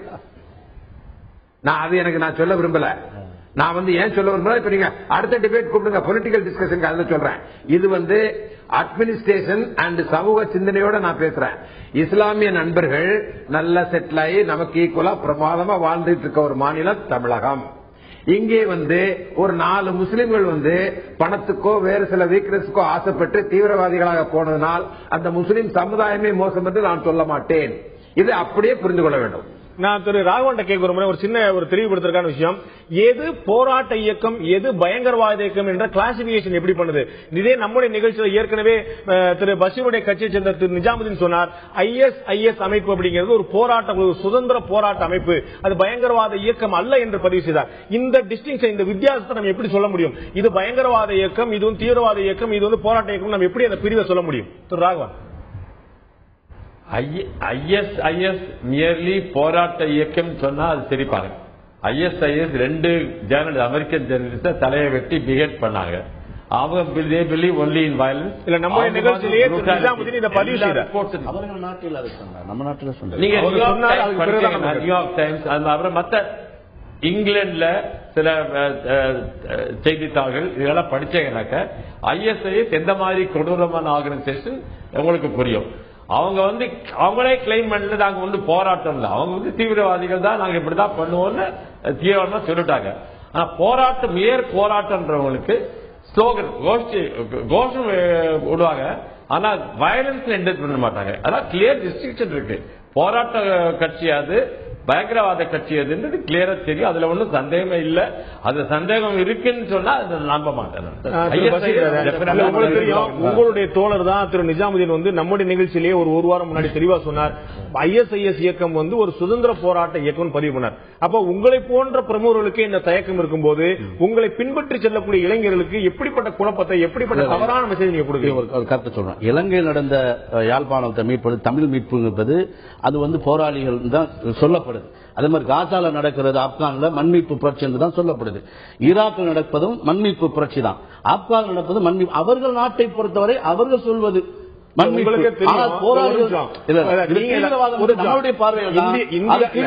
இந்தியாவும் பாகிஸ்தானும் போர் தொடுத்தா அது போர். இங்க இருக்கக்கூடியவங்க யாராவது கழுத்து அறுத்தா அது போரா? அது போராடாது. அதுதான் நான் கேட்கிறேன். அங்கு நடந்திருப்பதை நமக்கு இங்க விவாதத்துக்கு எடுத்துக்கும் போது IS இயக்கம் வந்து இந்தியாவில் கிடையாது, அது ஈராக். இல்ல, அவர்கள் இந்தியா மீது போர் அறிவிச்சிருக்காங்க. அல் கைதா வந்து இந்தியா மீது போர் அறிவிக்குது. இந்தியாவில் வந்து நாங்க கிளை போறோம் சொல்லி சொல்லுது. நாங்க இந்தியாவில் இருக்கக்கூடிய உளவுத்துறையோ ராணுவமோ அல்லது காவல்துறையோ அல்லது மத்தியில் இருக்கிற அத்துணை துறையோ அவர்களை நேருக்கு நேராக வந்து இது உண்மையாக சொன்னார்களா என்று கேட்டு சொன்னால் அது சரியாக இருக்கும். ஜவாஹிரி நேரடியாக ராஜ்நாத் சிங் முன் ஆஜராகி நாம் சொல்வதெல்லாம் உண்மை சொல்லணுமா? அப்படி இல்ல. வந்திருப்பது சைபர் கிரைம் வழியாக வந்திருக்குது. சைபர் கிரைம் வழியாக வந்திருக்கிறது. இதே போன்று டாம் ட்ரிபியூனல் சொல்லக்கூடிய எவ்வளவு பெரிய சொன்னாரு. இப்ப ஒரு நண்பர் சொன்னார் ISIS இந்தியாவில இல்லன்னு. அது எப்படி அவ்வளவு தீவிரமா சொல்றாங்கன்னு எனக்கு புரியல. ISIS ஒரு பனியனை போட்டுக்கிட்டு நான் கேட்கிறேன், உங்களுக்கு உங்களை மாதிரி ஒரு சமூகத்தில் ஒரு முக்கியமான பொறுப்புல இருக்கக்கூடிய ஆட்களுக்கு, 4 பேருக்கு ஊருக்கு தெரிஞ்ச ஆட்களுக்கு ISISம் அல் கைதாவும் ஒரு பயங்கரவாத இயக்கம் சொல்வதில் என்ன தேக்கம்? உலக நாடுகள் அமெரிக்கா பிரகடனப்படுத்திருக்கிறது அவர்கள் பயங்கரவாதம் என்று. நீங்க என்ன சொல்றீங்கன்னு கேட்கிறேன். இந்தியாவில் நம்மை பொறுத்தவரை, இந்தியாவை பற்றி ஜனநாயக நாடு, நம்மளுடைய பார்வையில் அது வந்து ஒரு பயங்கரவாதம். இந்தியாவை பொறுத்தவரை, நம்மளுடைய பார்வையை பொறுத்தவரை, அவர்களை பொறுத்தவரை விவாதம் அப்படித்தான் இங்க நடந்துச்சு. விவாதம் எப்படி நடந்துச்சு? மயங்கரவாதமா, மண்மீட்பு புரட்சியா, அல்லது வந்து தீவிரவாதமா நீங்க விவாதம் நடத்துறீங்க. அப்படிங்கும் போது அவர்களுடைய பார்வையில நம்ம இப்பதான் சொல்லி ஆகணும். இல்லைன்னா அந்த விவாதத்துக்கு எடுத்துக்க முடியாது. அவர்களுடைய பார்வை இங்க வந்துச்சு. நான் கேட்கறது பஷீர் அகமதுடைய பார்வை புரட்சியா தீவிரவாதம். உங்களுக்கு தான் ஏற்கனவே விளக்கம் சொன்னேன். போராட்டம் நடந்தால் அது வந்து போர், அது மண்மீட்பு புரட்சி. அது ஒரு தனியா கூட்டு கழுத்தறுத்தா, கை எந்த ஆயுதம் ஏதாவது கழுத்தறுத்தா அதுக்கு பேர் போரா? நீங்க விளக்கம் சொல்லணும். அது வந்து ஒரு மனசாட்சிக்கு அப்பாற்பட்ட செயல் தான். அதை ஏற்றுக்கொள்ள முடியாது. இந்தியாவில் தெரியல, நாம் அதை ஏற்றுக்கல. சொல்றதுக்கு ஏன் இவ்வளவு தயக்கம்? தீவிரவாதம் தான் நான் சொல்றோம். தீவிரவாதம் சொல்றோம். ஆனா நாம் அதை ஏற்றுக்கல. ஆனா அங்க நடக்கிறது இங்க விவாதத்துக்கு எடுத்துக்கிட்டதுனால அங்க நடக்குது மண்மீட்பு புரட்சியான்னு நீங்க கேட்கறீங்க. அங்க நடக்குது மண்மீட்பு புரட்சி. நம்மை பொறுத்தவரை அது தீவிரவாதம். இல்ல, நம்ம ஊர்ல அவங்க வந்து ஆயுதம் ஏந்திய போராட்டம் நடத்துவோம் சொல்றாங்க. இந்தியா மீது நாங்கள் போர் தொடுத்திருக்கோம் சொல்லி சொல்றாங்க. அல் கைதா வந்து நாங்க வந்து இதை முழுக்க இஸ்லாமியமயமாக்குறதுக்கு எங்களுடைய முயற்சியில் நாங்க என்ன பண்ணுவோம் அத்தனை செய்வோன்றாங்க. இதுக்கு ஒரு தலைவர் அமைச்சிருக்கோம் சொல்றாங்க, ஒரு பிரான்ச் ஓபன் பண்ற மாதிரி சொல்றாங்க. இதுக்கு வந்து உங்களுக்கு கண்டிக்கிற ஒரு தயக்கம்? இது கண்டிப்பாக கண்டனத்துக்குரியது. கடுமையான நாம வந்து எதிர்ப்பை தெரிவிக்கணும். அது இந்தியா நாடு, ஜனநாயக நாடு. நம்ம அதில் மாற்று கருத்து இல்லை. ஆயுதம் ஏற்கனவே சொல்லியிருக்காரு பாகிஸ்தான்ல. இந்தியாவில் எங்களுடைய தலையீடு தேவையில்லை, எங்கள் மக்களோடு நாங்கள் இணைந்து போராடி எங்களுக்குள் தீர்த்துக் கொள்வோம் என்று சொல்லி அதைத்தான் நாங்கள் இப்ப சொல்றோம். இந்தியாவில் இருக்கிறவங்க நமக்குள்ள உள்ளதை நாம தீர்த்துக் கொள்வோம். ஆனா அவருடைய தலையீட்டை நாங்கள் ஏற்கவும் இல்லை. அது வந்து கண்டனத்துக்குரியது. நமக்குள்ள உள்ள தீர்த்துக்கிறோம் அப்படின்னா ஏதாவது இல்ல. எங்களுக்கு ஏதாவது பிரச்சனை என்றால் எங்கள் மக்களோடு சேர்ந்து நாங்கள் எங்களுக்குள் எங்க பேசி தீர்த்துக் கொள்வோம் என்று சொல்றோம். நாங்க இங்க ஆயுதத்துக்கு வேலை இல்லை, ஆயுத புரட்சிக்கு வேலை இல்லை. இங்கதான் வந்து சிம்மி உருவாச்சு, இங்கதான் வந்து இந்தியன் முஜாஹிதீன் உருவாச்சு, இங்கதான் வந்து அல்லுமா இயங்குச்சு, இங்கதான் வந்து பல இயக்கங்கள் வந்துச்சு. அப்ப நம்ம அவங்களுக்கு ஆதரவு கொடுக்கல அப்படிங்கிற ஒரு ஸ்ட்ராங் மெசேஜ் நம்ம எப்படி பாஸ் பண்ண முடியும்? அதாவது பெரும்பாலான 99.9% முஸ்லிம்கள் இது போன்ற விஷயங்களை ஆதரிப்பதே இல்லை அப்படிங்கறத அந்த ஸ்ட்ராங் மெசேஜ் எப்படி நம்ம கொடுக்க முடியும்? உண்மையில் அதுதான் ஏற்கவில்லை. எந்த ஒரு முஸ்லிம் தலைவர்களும் எந்த ஒரு இஸ்லாமிய இளைஞர்களும் இதை ஏற்கவில்லை. கல்யாணம் சாதாரண முஸ்லிம் இந்த சமுதாயத்தில் மிக பிரமாதமாக இருக்கிறார்கள், இதுதான் உண்மை. ஆனால் முஸ்லிம் தலைமையில இந்த பிரச்சனை தான் இப்ப வந்து ISISக்கும் வந்து அல் கைதாக்கு இருக்கு. அல்-கொய்தா அளவுக்கு அதை விட சாமர்த்தியமா அவங்க தீவிரவாதம் செய்யறாங்கன்றதுனால அங்க அவங்களுக்கு ஒரு கண்ட்ரோல் கிடைக்குது. அந்த கண்ட்ரோலுக்காக இங்க இருக்கக்கூடிய முஸ்லிம் அமைப்புகள் தீவிரவாதத்தை தூண்டி விடுகின்றன. அதுல பலியாகிற இளைஞர்கள் கண் முன்னாடி தெரியுறாங்க. அதிகமா 99% மேற்பட்ட மக்கள் நிச்சயமா சாதாரணமா வாழ்க்கையை நடத்தி சந்தோஷமா அமைதியா இருக்கணும்னு ஆசைப்படுறாங்க முஸ்லிம் சமுதாயத்துல. ஆனால் இருக்கக்கூடிய இந்த 1% தீவிரவாத அணுகுமுறை கொண்ட தலைவர்களால மட்டும்தான் முஸ்லிம் சமுதாயத்துக்கு பிரச்சனையே. அவர்கள் மக்கள் சமுதாயத்துக்கு முன்னாடி கிளாரிங்கா தெரியுறாங்க. 24 இளைஞர்கள் ISIS ஆதரவு போடுறேன்னு சட்டை போட்டுட்டு போனா அது ஆயிரக்கணக்கான இது பேஸ்புக்ல பரவுது. அது ஒரு இளைஞர் ஆர்வப்படாத கிடையாது அப்படின்றது நிரூபணமான விஷயம். தயவு செஞ்சு அதுக்குள்ள போகாதீங்க. என்ன அந்த சம்பந்தப்பட்ட நபர் எத்தனை நாடுகளுக்கு பயணப்பட்டிருக்காரு, என்னெல்லாம் பண்ணிருக்காருன்றது ஒரே ஒரு நபர் தான் போயிருக்காரு. சம்பந்தப்பட்ட நபர் தான் நான் சொல்றேன். அவர் பனியன் வாங்கிட்டு வந்திருக்கிறாரு. அவர் பல வெளிநாடுகளுக்கு போயிருக்கிறாரு. பல வெளிநாடுகள்ல தீவிரவாத இயக்கத்தை தொடர்பு இருந்தாங்க. இன்னும் விசாரணைக்கு உட்பட்டு இன்னும் ஒரு தடவை கூட அதிகாரப்பூர்வமா அறிவிக்கப்படல. அவர் பல வெளிநாடுகளுக்கு போயிருக்காருங்கிறது உறுதியா இருக்கு. ஆமாங்க. ஆனா நீங்க எதை கவனிக்க தவறுறீங்கன்னா 23 இளைஞர்கள் அதை போடுற அளவுக்கு மன தயாரிப்பு ஆயிருக்கு இல்லையா? ஒரு சாதாரண சமூக ஆர்வத்தோட சொல்ற பாயிண்ட். தயவு செஞ்சு கேளுங்க. இந்த 23 இளைஞர்கள் பாதை தவற வாய்ப்பு இருக்குன்றதை நீங்க ஏத்துக்கிறீங்க இல்லையா? வாய்ப்பு அதை நோக்கி அவங்க போனாங்க, தடுக்கப்பட்டிருக்காங்க அப்படின்னா அந்த தலைமையில கோளாறு இருக்கிறதால தானே இந்த பிரச்சனை நடக்குது. நீங்க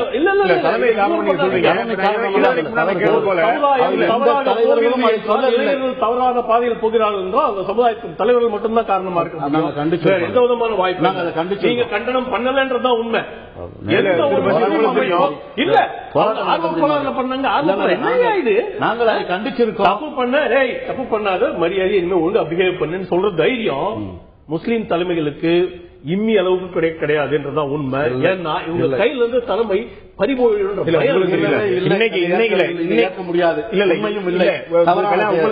இன்னைக்கு அல்-கொய்தாவோட இந்த அறிவிப்பை தெரிவிச்சிருக்காங்க. மில்லி கவுன்சில் தெரிவிச்சிருக்காங்க, மஜ்லிஸ் தெரிவிச்சிருக்காங்க, உலேமா கவுன்சில் தெரிவிச்சிருக்காங்க, எல்லாருமே தெரிவிச்சிருக்காங்க. அவங்க அத்தனை சொல்லக்கூடிய விஷயம் இந்தியால நாங்க சந்தோஷமா இருக்கிறோம், நீ வரவில்லை. நம்முடைய முகநூல்ல கூட பல நண்பர்கள் சொல்லியிருக்காங்க, நாங்க நிம்மதியா இருக்கோம், நீ எங்களை ஒண்ணு காப்பாற்ற வேண்டியது இல்லைன்னு அல்-கொய்தாக்கு இஸ்லாமிய சகோதரர்களே சொல்லியிருக்காங்க. அப்படி இல்ல நீங்க சொல்ல முடியாது. 99% முஸ்லிம்கள் பிரச்சனையே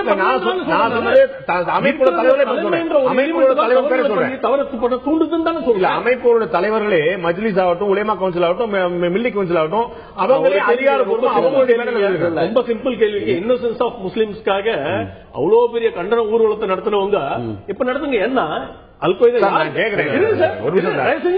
கேளுங்க. அல்-கொய்தா இன்னைக்கு முஸ்லிம்களுக்கு தான் அட்ரஸ் பண்றான்.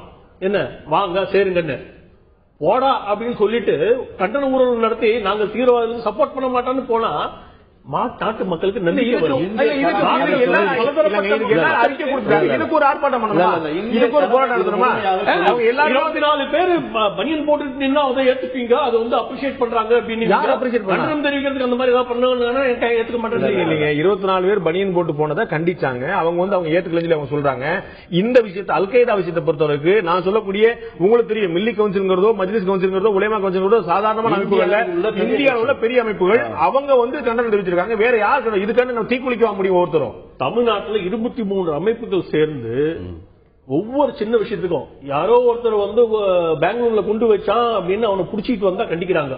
அவன் தப்பே பண்ணலன்னு.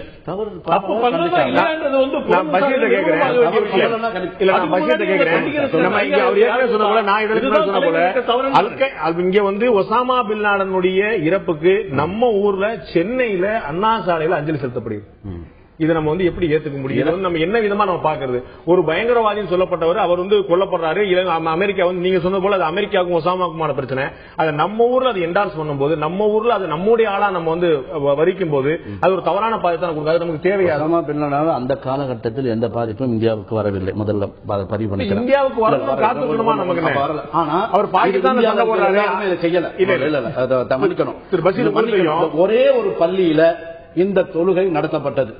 ஒரு பள்ளியில் இந்த தொழுகை நடத்தப்பட்டது. வேற எங்கும் இந்தியாவில் தமிழ்நாட்டில் 7000 பள்ளிவாசல் இருக்கு, இந்தியாவில் 1,00,000 பள்ளிவாசல் இருக்கு, அதெல்லாம் தொழுகை நடத்தப்பட்டதா? தமிழ்நாட்டில் ஒரே ஒரு பள்ளியில் வரம்பு மீறலாக அது நடத்தப்பட்டிருக்கு. ஆனால் இது யார் ஆதரிச்சா? ஒரு சிலர் பண்ணிருக்காங்க. அது எப்ப? 4 ஆண்டுக்கு முன்பதாக. இது அப்போதைக்கு ஒசாமா பின் லாடன் இந்தியாவுக்கு எந்த ஆபத்தும் இல்லாத காலகட்டம் அது. இப்பொழுது அது பெரிய லெவலில் பேசப்படுது. இப்போ பெரிய அளவு பேசப்படுது. இதுக்கு முன்னாடி நடந்த விஷயம் இப்போது அந்த மாதிரி எண்ணங்கள் இல்லை அப்படிங்கிற பார்க்கணும். ஏற்கனவே ராகவன் சொன்ன போல ஸ்லீப்பர் செல் என்று சொல்லக்கூடிய யாருக்கும் தெரியாமல் அமைதியாக ஊடுருக்கக்கூடிய ஒரு நபர்களை எப்படி கண்டுபிடிப்பது? பாஜக மத்தியில் ஆட்சியில் இருப்பதால் இந்த அச்சம் அதிகமா இருக்கிறதா, இல்லை இன்னும் கடுமையான நெருக்கடிக்கு முஸ்லீம்கள் ஆளாகக்கூடிய அபாயம் இருக்கிறதா? திரு ராகவன் கேட்க விரும்புறேன். ஏற்கனவே சொல்வது போல யாருக்குமே தெரியாமல் எந்த ஆண்டு எப்போது உருவாக்கப்பட்டால் என்று தெரியாமல் இயங்கக்கூடிய ஸ்லீப்பர் செல்கள் போன்ற அமைப்புகளை எப்படி கண்டுபிடிக்க முடியும்? அந்த அமைப்புகள் வட மாநிலங்கள் தான் அதிகமாக ஊடுருவக்கூடிய வாய்ப்பு இருக்கிறதா, அல்லது தமிழகம் போன்ற எந்த விதமான ஒரு மிகப்பெரிய பிரச்சனைக்கும் ஒரு ஆளாகாத கோயம்புத்தூர் பாம்பிளாஸ்ட் மாதிரி எந்த ஒரு பிரச்சனையுமே இல்லாமல் அமைதியாக சும்மா ஓடிக்கூடிய இங்கேயும் அது போன்ற வாய்ப்புகள் இருக்கிறதா? இதை எப்படி கண்டறிவது திரு ராகவன்? இது உளவுத்துறையுடைய திறமையை பொறுத்தது. இது உளவு திறமை எவ்வளவு எஃபிஷியண்டா இருக்கோ அதை பொறுத்து ஐடென்டிஃபை ஸ்லீப்பர் செல்ஸ். இதுக்கு பொதுமக்களோட ஒத்துழைப்பு கட்டாயம் வேணும். பொதுமக்களோட ஒத்துழைப்பு இல்லாம best intelligence bureau, best intelligence agency அவங்க ஒன்றும் பண்ண முடியாது. அதனால மக்களோட பூரண ஒத்துழைப்பு வேணும். அண்ட் உளவுத்துறைகளில் நம்ம ஸ்மார்ட் இண்டிவிஜுவல்ஸ் ரெக்ரூட் பண்ணணும். அது நம்ம ஒரு கம்ப்ளைசன்ஸ் எல்லாம் சரியா இருக்கு, ஒன்னும் ப்ராப்ளம் இல்லை, இது பீஸ்ஃபுல், இது இங்க எல்லாம் அமைதியா இருக்கு, அதனால இது மாதிரி ஊடுருவல் இருக்காதுன்றது அது மாதிரி நினைச்சாக்க கட்டாயம் this will become a fertile ground for terrorists. அதனால அது நார்த்தில் தான் இருக்கு, சவுத்தில் இருக்கு அதெல்லாம் சொல்ல முடியாது. எல்லா மாநிலத்திலும் இருக்கிறது வாய்ப்பு உண்டு.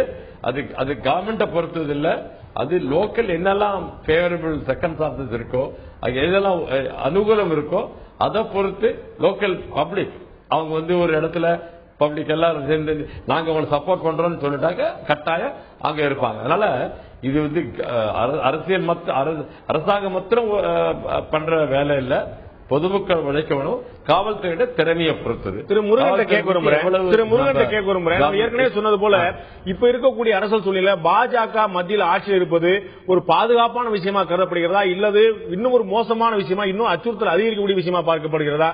இங்க இருக்கக்கூடிய இஸ்லாமியர்களுக்கு எவ்வளவுதான் ஆறுதலும் சுகமான வாழ்க்கையும் சந்தோஷமான நிலைமைலாம் இருக்குன்னு சொல்லிட்டு இருந்தாலும் முசாஃபர் நகரையோ குஜராத்தையோ அவர்களால் அவ்வளவு சுலபமாக மறந்துவிட முடியுமா? அதாவது இந்த 2 கேள்விக்கு 2 விதமான பதில்கள் சொல்ல முடியும். மத்தியில் பாஜக அரசு அமைந்த காரணத்தினால், அதாவது இந்த விஷயத்துல ரொம்ப தீவிரமா அவங்க ஆன்டி முஸ்லீம் ஃபீலிங் இருக்குன்னு முஸ்லீமுடைய பிரிவினவாத சக்திகள் இந்தியாவில் பிரச்சாரம் பண்றதுக்கு ஒரு வாய்ப்பு அரசியல். ஆனால் குஜராத்தில் அந்த மத கலவரங்கள் நடந்து 2 பக்கம் பாதிக்கப்பட்டு முஸ்லீம்கள் அதிக அளவு பாதிக்கப்பட்டதாக குற்றச்சாட்டுகள் உருவாகி நரேந்திர மோடி அவர்கள் எடுத்த நடவடிக்கைகளின் பலனாக அங்கே அந்த மாதிரியான தகராறுகள் அதற்கு பின் நடக்கவில்லை. உத்தரப்பிரதேசத்தை பொறுத்தவரையில் ஓட்டு வங்கி அரசியலை மையமாக வைத்து முலாயம் சிங் அவரது கட்சியும் முஸ்லிம்களுக்காக வெற்றி பெற்றதாக ஒரு பிரமையை ஏற்படுத்தி அங்கே இந்து முஸ்லீம் தகராறு இருந்தது. அதை இப்பொழுது பாஜக உபயோகப்படுத்திக் கொள்கிறது. இந்த நிலைமையை அப்படியே மனதில் ஏற்றிக் கொள்ள வேண்டும். இது பாஜகவை கிரிட்டிசைஸ் பண்ணுவதற்காகவோ முஸ்லிம்களை கிரிட்டிசைஸ் பண்ணுவதற்காக பேசப்படுவதல்ல. ராகவனர்கள் அழகா சொன்னாரு, அமைதியாக இருக்கின்ற தமிழ்நாட்டில் கூட தீவிரவாதிகள் புகுந்து பணம் மற்ற வசதிகள் அப்படி ஆசை காட்டி சில இளைஞர்களை எடுத்து போய் பாகிஸ்தானில் ட்ரெயின் பண்ணி மறுபடியும் இந்தியாவில் கொண்டு விடலாம். இதற்கு அரசு துறைகள் போலீஸ் துறைகள் எடுக்கிற நடவடிக்கையை விட அதிகமாகவும் முஸ்லிம் நண்பர்கள் பொதுவாதிகள் எல்லோருமே மிகவும் ஜாக்கிரதையாக இந்தியாவின் ஒருமைப்பாட்டையும் நியூட்ரலையும் செக்குலரிசத்தையும் வளர்க்க பேச வேண்டும், சண்டை போடக்கூடாது என்பது என்னுடைய கருத்து. நான் திரு பஷீர் கேட்க விரும்புறேன். ஒரு சமூகத்தில் ஒரு தகவல் நம்ம படிச்சோம். உத்தரப்பிரதேச மாநிலத்தை சேர்ந்த நாட்வா அப்படிங்கிற பகுதியில் இருக்கக்கூடிய ஒரு முஸ்லீம் கிளரிக் ஒருத்தர் அவர் அரபு நாடுகளுக்கு ஒரு கடிதம் எழுதுறார். நீங்கள் சொல்லுங்க, நாங்க 5 லட்சம் முஸ்லீம்களை கொண்ட ஒரு ஷியா படையை நாங்கள் உருவாக்க தயாரா இருக்கிறோம், நாம போர் தொடுத்து போலாம், எங்கள்கிட்ட அவ்வளவு ஆட்கள் காட்டுறாங்க. இது சொல்லது இந்தியாவில் இருக்கக்கூடிய ஒரு உலேமா, ஒரு முஸ்லீம் தலைவர், அவர் பகிரங்க கடிதம் எழுதுகிறார்.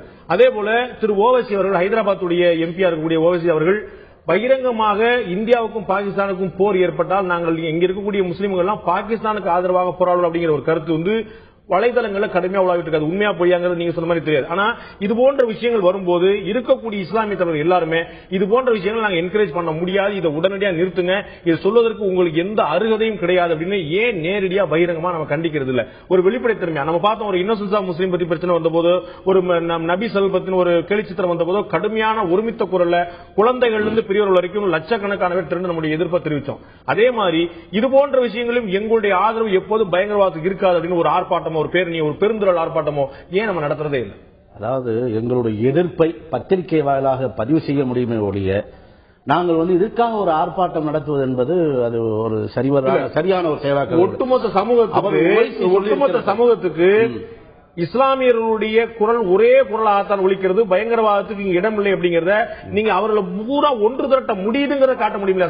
முடியும், எங்களால் முடியும். ஆனால் பயங்கரவாதத்திற்கு ஆதரவு கொடுக்கக்கூடிய முஸ்லிம்கள் இல்லை, எதிரானவர்கள் தான் முஸ்லிம்கள். நான் கேட்கிறேன் இது வெகுஜனங்களுக்கு தெரியும்படியாக, சமுதாயத்துக்கு தெரியும்படியாக, ஒட்டுமொத்த நாட்டுக்கு தெரியும்படியாக இதற்காக ஒரு பெருந்திரள் ஆர்ப்பாட்டம் நடத்தி நாங்கள் பயங்கரவாதத்தை ஒருபோதும் ஆதரிக்கவில்லை என்று ஒரு ஆயிரக்கணக்கான முஸ்லிம் திரண்டா இந்த சமுதாயத்துடைய பார்வையில் ஒரு மாற்றம் ஏற்படுமா? ஏற்படல. இயல்பாக ஒற்றுப்பட்ட முஸ்லிம்களுடைய தலைவர்கள் மக்கள் எல்லாருக்குமே ஒரே கருத்து தான், இந்த தீவிரவாதத்தை ஆதரிப்பது என்பது இல்லை என்பதுதான் ஒரே கருத்து. ஆனால் எங்களிடம் இந்த சமூக மக்களிடம் மீடியாக்கள் இல்லை, இது கொண்டு செல்லப்படுவதும் இல்லை, கொண்டு செலுத்தப்படுவதும் இல்லை, அது வெளியில் தெரிவதும் இல்லை.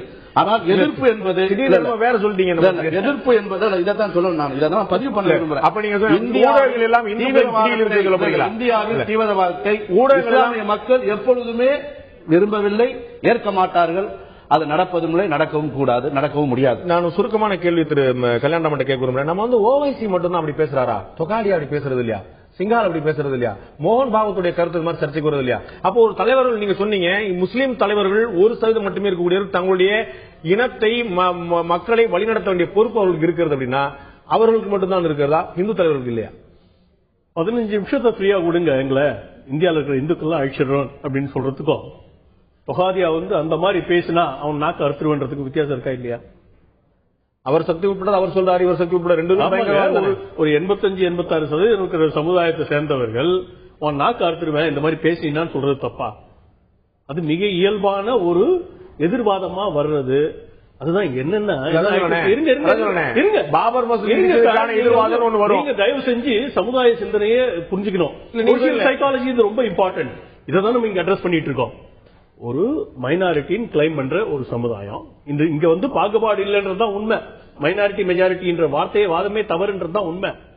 அதை மீறி மைனாரிட்டின்னு கிளைம் பண்ற ஒரு சமுதாயத்தை சேர்ந்த ஒரு நபர், ஒரு எம்பி, அதுவும் பொறுப்புள்ளவராக செயல்பட வேண்டிய ஒரு ஆளு, அவர் 15 நிமிஷம் கொடுங்க இந்தியாவில் இருக்கிற இந்துக்கள்லாம் அழிச்சிருந்தா எவ்வளவு ஒரு பொறுப்பற்ற தன்மை. அதுக்காக நாக்கு அறுத்துறோன்னு ஒரு இன்னொரு தலைவர் ரியாக்ட் பண்றது. ஒண்ணு, நீங்க இன்னொரு கான்ட்ரோவர்சின்னு சொல்றது எங்களுடைய பெருமதிப்பிற்குரிய மோகன் பகவத் அவர்கள் சொன்ன இந்த நாட்டில் இருக்கிறவங்க எல்லாம் இந்துக்கள். அதாங்க நாங்க அன்னையிலிருந்து சொல்லிட்டு இருக்கோங்க. RSS ஆரம்பிச்ச நாள் இன்னை வரை சொல்றோம். நண்பர் பஷீர் இந்து தான் நாங்க சொல்றோம். அவர் வழிபாட்டால் முஸ்லீம், ஆனால் இந்த நாட்டில் பிறந்ததால் இந்து. இதுதான் இந்து கலாச்சாரம் பண்பாடு. மரியம்பி தாய்னு அவங்க கும்பிடுறாங்க, மெட்டி போட்டுக்கிறாங்க, பூ வச்சுக்கிறாங்க. இதெல்லாம் இந்திய கலாச்சாரம் பண்பாடு இருக்கு. உலகத்தில் இருக்க வேற முஸ்லீம் இஸ்லாம் ஆரம்பிச்ச எங்கேயுமே இல்லாத ஒரு விஷயங்க. இவங்க ஏற்கனவே இந்த சமுதாயத்தில் அங்கமா ஆயிட்டவங்க. இதான் நாங்க சொல்றோம். இது இந்து தன்மை, இந்து கலாச்சாரம், இந்து பண்பாடு அதை ஏத்துக்கிற மறுக்கும் போது அது ஏதோ எதிர்வாதமா வைக்கும் போதுதான் பிரச்சனைகள் வருது. தன்மையை ஏத்துக்கிட்டாவே பண்பாடு. கொடிமரம் ரொம்ப சிம்பிள் உதாரணம் சொல்றேன். வாட்டிக்கன்ல கொடிமரம் இருக்கா? இங்க பாருங்க, ஆயிரக்கணக்கான சர்ச்சுகள்ல கொடிமரம் இருக்கு, தேர் ஓடுது. இதான் கலாச்சாரம், இதான் பண்பாடு. அந்த வழிபாட்டு முறை வேறு, நாடு என்பது வேறு, கலாச்சாரம் பண்பாடு என்பது வேறு. இதை போட்டு மிக்ஸ் பண்ணிக்கிட்டு நம்ம கன்ஃபியூஸ் பண்ணிக்கிறோம். நாங்கள் ஒரு பன்முகத்தன்மையுடன் விஷயங்களை அணுகுகிறோம். பிரித்தாலும் சூழ்ச்சியில் ஈடுபடுவர்கள் மட்டும்தான் RSS இந்த மாதிரி ஈடுபடுது, பிஜேபி இந்த மாதிரி ஈடுபடுதுன்னு ஒரு வன்மத்தை உருவாக்குகிறார்கள். அதே கூட அந்த பக்கம் சொன்னால அந்த பிரித்தாலும் சூழ்ச்சி ஈடுபடுறவங்க தான் முஸ்லீம்கள் அப்படி செயல்படுறாங்க, தலைவர்கள் அப்படி செயல்படுறாங்க. ரொம்ப பொறுப்பான அந்தந்த சமுதாயத்தை சேர்ந்த தலைவர்களால் மட்டும்தான் அந்தந்த சமுதாயத்துல தெளிவான சிந்தனையை உருவாக்க முடியும். அந்தந்த சமுதாயத்துல இந்த பிரச்சனை இருக்கு. மைனாரிட்டி அப்பீஸ்மெண்ட் பண்ணாதான் முஸ்லிம்களுடைய 10-12% வாக்குகள் கிடைக்கும் என்ற அணுகுமுறையை காங்கிரஸ் கிடைச்சிருக்கேன். நீங்க என்ன பண்ண அடுத்த 5 வருஷம் பார்க்க போறோம். நம்ம அரசியல் கட்சி தலைவர்களுடைய வாக்கு ஒழுங்கி அரசியல் தான் இது போன்ற விஷயத்துக்கு அடிப்படை காரணமா இருக்கிற பார்வையா இருக்கிறது. தீவிரவாதிகளுடைய அச்சுறுத்தம் துண்டாடும் முயற்சி தமிழகத்தில் இந்தியாவில் ஈடுபடுமா? மக்களுடைய பார்வை என்னவா இருக்கிறது? மக்களுடைய கருத்தை நான் இப்போது பார்க்கலாம்.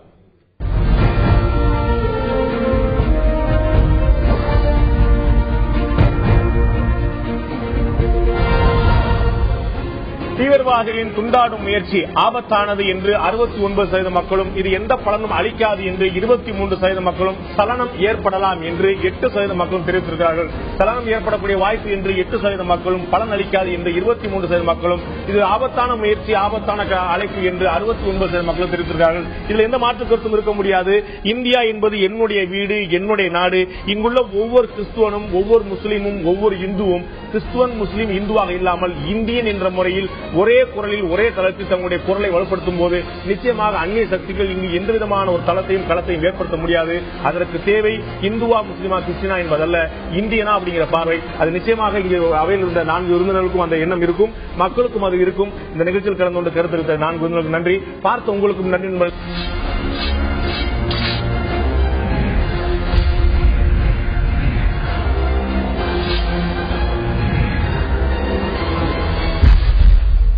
மீண்டும் ஆயுதத்து நீட்சிக்கு உங்கள் அனைவரும் அன்போடு வரவேற்கிறேன். மாணவர்களுடன் மோடி ஆக்கப்பூர்வமா அல்லது அரசியல் நோக்கமா என்ற தலைப்பில் இன்றைய ஆயுதத்து நீட்சில் விவாதிக்க இருக்கிறோம்.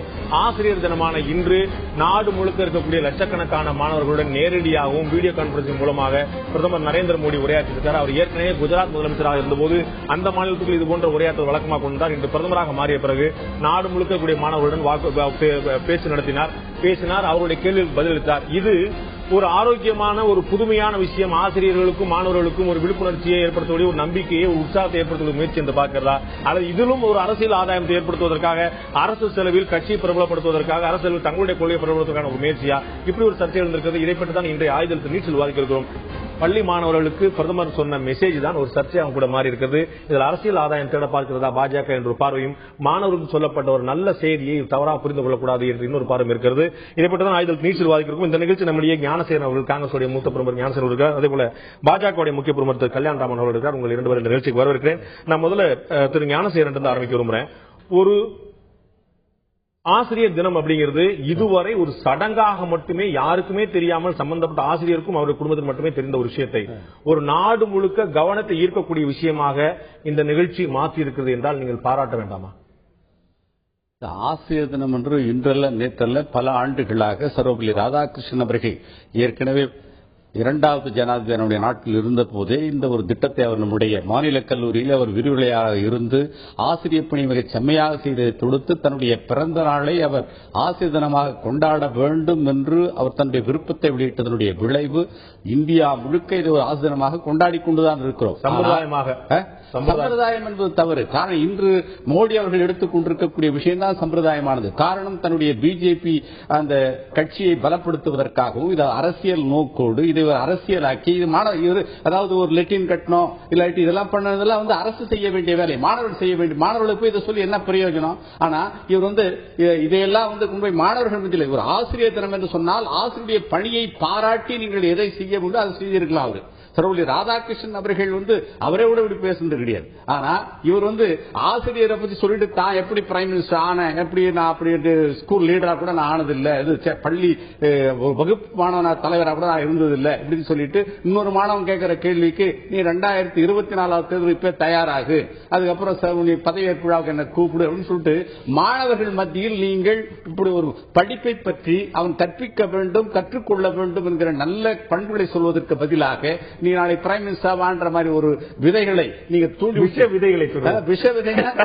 அதாவது நீங்க எண்ணுவதெல்லாம் உயர் உள்ளல் என்று வள்ளுவர் சொன்னது போல எண்ணலாம், அது வேற. ஆனா ஒரு பிரைம் மினிஸ்டரே போயிட்டு இதெல்லாம் சொல்லிட்டு உட்காந்து மாணவர்களுடைய போராட்டம், மாணவர்களுடைய பங்களிப்பு தமிழக அரசியல் வரலாற்றில் எவ்வளவு பெரிய திருப்பு முனையில் ஏற்படுத்திருக்கு என்று தெரிந்தும் கூட மாணவர்கள்ட்ட போய் அரசியல் பேசலாமான்னு கேட்கிறது சரியா? அரசியல் பேசினாலும் அதாவது திராவிட கழக பொதுவாக திராவிட இயக்கங்கள் நம்முடைய தமிழகத்தில் காமராஜர் அவர்கள் முதலமைச்சர் அமைச்சராக இருக்கிற வரை மாணவர்கள் அரசியல் ஈடுபடுவதை முழுமையாக அவர் எதிர்த்து வந்தார்.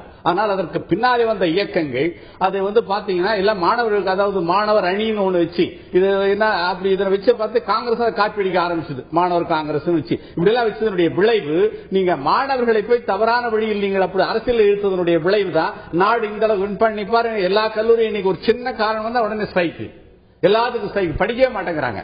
இப்படி ஒரு சூழ்நிலையை நாம் இன்று மோடி அவர்கள் இதை ஒரு ஆசிரியர்களை பற்றி இன்னைக்கு பார்லிமெண்ட் ஒரு பிரதமர் பார்லிமெண்ட் இருக்கக்கூடிய பார்லிமெண்ட் உறுப்பினர்களே முழுமையா உட்கார்ந்து உங்க பேச்சை கேட்க மாட்டேங்கிறான். நீங்க எல்லா மாணவர்களையும் 18 லட்சம் ஸ்கூல் மாணவர்கள் எல்லாம் உட்கார வச்சு நீங்க எல்லாம் கேளுடா உரைன்னு சொல்லிட்டு டிவியே பல ஸ்கூல்ல கிடையாது. அவன் எங்கேயோ கடன் வாங்கி அதை வாங்கி பெட்ரோல் கழகத்தினுடைய பணத்தை செலவிட்டு இதெல்லாம் கொண்டாந்து நீங்கள் மாணவர்களை வற்புறுத்தி இப்படி எல்லாம் ஒரு கட்டாய பணியை செய்வது என்பது நிச்சயமாக ஏற்புடையதல்ல. இதை ஒரு அரசியலாக்கி தன்னை பிரபலப்படுத்திக் கொள்வதற்காக மோடி முயன்றிருக்கிறார்கள். நிறைய இந்தியா முழுக்க நிறைய தினங்கள் வரும். ஆசிரியர் தினம், குழந்தைகள் தினம், தொழிலாளர் தினம், எல்லா தினங்களும் வரும். அதுக்கு எல்லாருக்கும் ஒரு அறிக்கை கொடுப்பாங்க, ஒரு கார்பக்க விளம்பரமா வரும், ஒரு செய்தியா போயிடும். அப்படி சுலபமா ஈஸியா முடிக்காம இதுக்கு இவ்வளவு பெரிய ஆர்ப்பாட்டம் செல்வது உங்களுடைய அரசியல் ஆதாயங்களை தேடிக்கொள்வதற்கா? நீங்கள் 2024 தேர்தலுக்கு தயாராக என்று அந்த மாணவனை சொன்னாரா அல்லது தன்னை தயார்படுத்திக் கொள்கிறான முயற்சி ஆயிடும்? இது காங்கிரஸ்காரங்களுக்கு தனி மனித வாழ்க்கை பத்தியோ சமுதாயத்தை பத்தியோ நாட்டை பத்திய கற்பனையே இல்லாம தான் இந்த 67 ஆண்டுகள் ஆண்டிருக்காங்கன்றதுக்கு இவருடைய வாதமே மாபெரும் உதாரணம். நீங்க பேசும்போது நான் சும்மா இருந்தேன். தயவு செஞ்சு சும்மா இருங்க. தயவு செஞ்சு சும்மா இருங்க. நீங்க மோடி நீவா போன் பேசலாம். ஒரு நாட்டுடைய பிரதமர் நீவா போன் பேசுறீங்க. நீங்க பேசுறது நான் சொல்றேன்.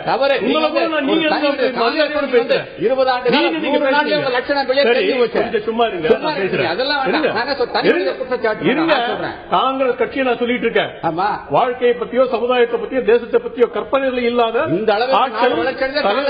தலைவர்களாக இருந்த காரணத்தால் காங்கிரஸால இந்த நாட்டில் உருப்படியா எதுவும் பண்ண முடியலன்றத இன்னைக்கு அவர் என்ன பேசிட்டு இருக்காரு? ஒரு கட்டமைப்பு எப்படி இருக்கணும், மாணவர்கள் எப்படி இருக்கணும், அவங்களுக்கு அறிவை நோக்கி எப்படி போகணும், knowledge that is what is wanted. படிங்க, நிறைய படிங்க. என்ன ஒரு கற்பனை இந்த மனுஷனுக்கு, எல்லாம் தெளிவா இருக்கணும், கிளீனா இருக்கணும். அந்த இடம் டாய்லெட்ஸ் இருந்த பெண் குழந்தைகள் 3ஆம் கிளாஸ்ல டிராப் அவுட் ஆயிடுறா.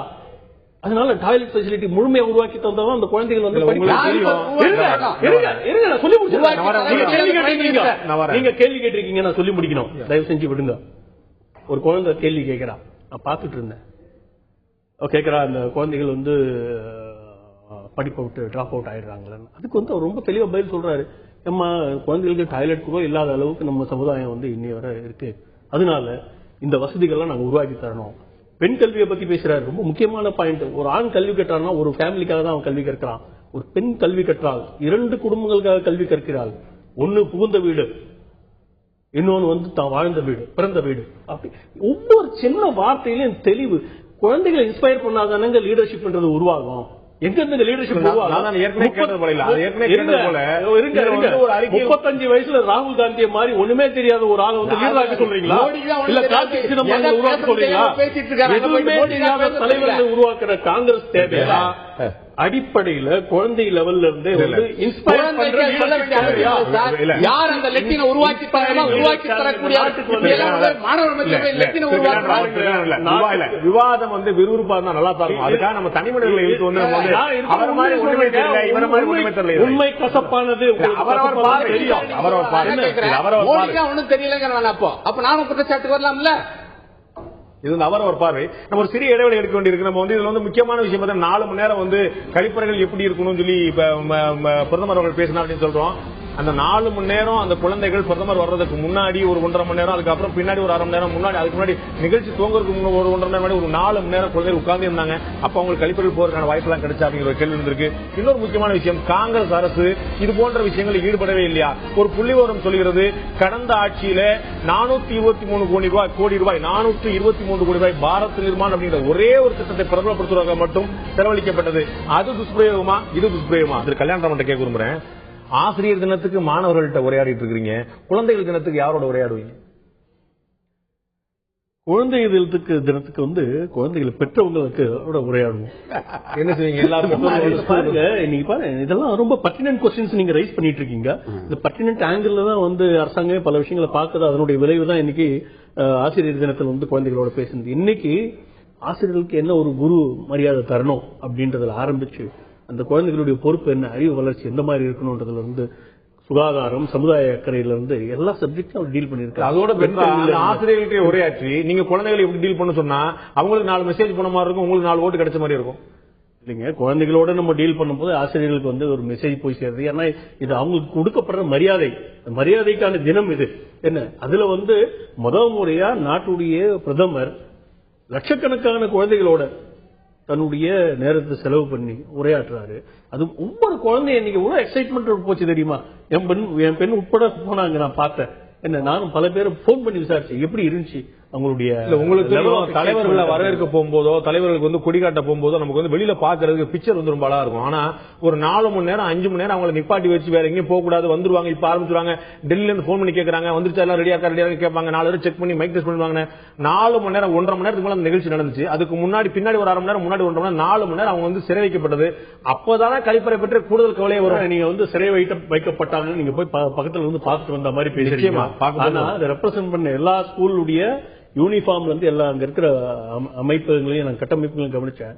மிக அருமையான ஸ்கூல்ஸ் நிறைய இருந்துச்சு. பெரும்பாலும் சிபிஎஸ்இ ஸ்கூல்ஸ் யாரால இங்கிலீஷ்ல ஹிந்திலையும் கான்வர்ஸ் பண்ண முடியுமோ அந்த அமைப்பா அது அந்த மாதிரி இருக்கணும்ன்றதுக்காக அந்த மாதிரி பண்ணிருந்தாங்க. அதனால இது ஒரு பெரிய இஷ்யூவா இருந்திருக்கு.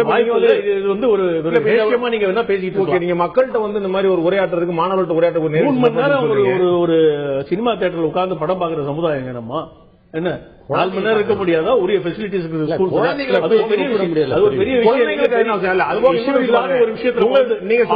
முடிவு பண்ணா நீங்க ஒரு இது பிரச்சனையா நீங்க சொன்னீங்க இல்லையா? பிரச்சனை இல்லன்றது உங்களுக்கும் தெரியும். நீங்க சொன்ன மாதிரியே இது குழந்தைகள் மத்தியில பேசுறாங்க, அவங்களுக்கு எல்லாம் ஒரு மிகப்பெரிய ஊக்கம் கொடுக்கும் சொன்னா கூட உங்களுக்கு தெரியும். நீங்க முழுமையா அந்த நிகழ்ச்சியை பார்த்தேன்னு சொன்னீங்க. அது எல்லாமே எழுதி வைக்கப்பட்டு மனப்பாடம் செய்யப்பட்ட கேள்விகள். எந்த ஒரு கேள்வியாவது ஒரு இயல்புத்தன்மை இருந்தா நீங்க மனப்பூர்வமா சொல்லுவீங்களா? அந்த குழந்தையோட கேள்வியாவே இருக்கலாம், இல்லன்னு சொல்ல, யாரோ எழுதி கொடுத்து சொல்ல. ஆனா மனப்பாடம் செய்யப்பட்டு எப்படி சொல்லணும், எப்படி அவர் முன்னாடி பேசணுங்கிற வரைக்கும் எல்லாமே ரிஹர்சல் பார்க்கப்பட்டு செய்யப்பட்ட விஷயம்.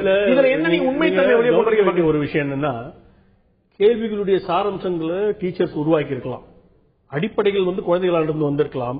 ஆனா அதனுடைய அணுகுமுறையை டீச்சர்ஸ் உருவாக்கலாம். அதனால நீங்க சொல்ற அந்த கேள்வியை நான் ஏத்துக்கிறேன். ஆனா கேள்வி கேட்ட பிறகு என்ன பதிலா போய் மக்களுக்கு சேருதுன்றதுதான் இதுல முக்கியம்.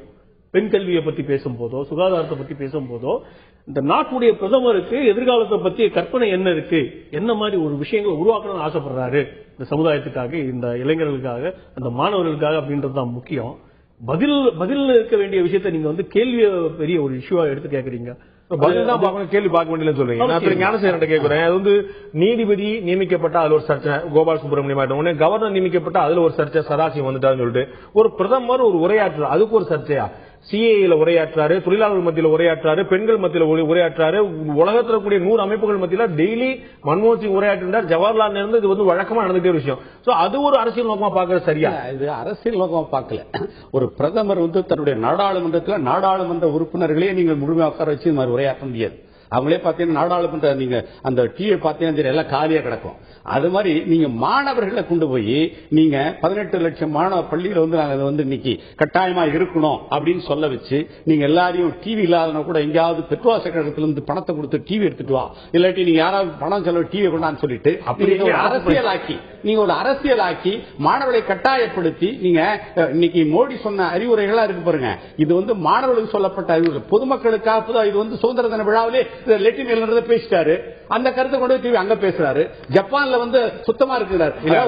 திரும்ப திரும்ப ஒரு கருத்தை வலியுறுத்துறது தப்பா, இல்லாட்டி சொன்ன கருத்தை இல்ல கருத்தை மாணவர்கள், அதாவது நரேந்திர மோடி ஆட்சி பொறுப்பில் இருக்கக்கூடிய அவர் செய்ய வேண்டிய வேலை அது. மாணவர் மத்தியில் போய் சொல்லி என்ன பிரயோஜனம்? மாணவர்கள் நீங்க லெட்டின் கட்டி வச்சா பாவாங்க போவாங்க, அதான் செய்ய முடியும். மொழியை இதெல்லாம்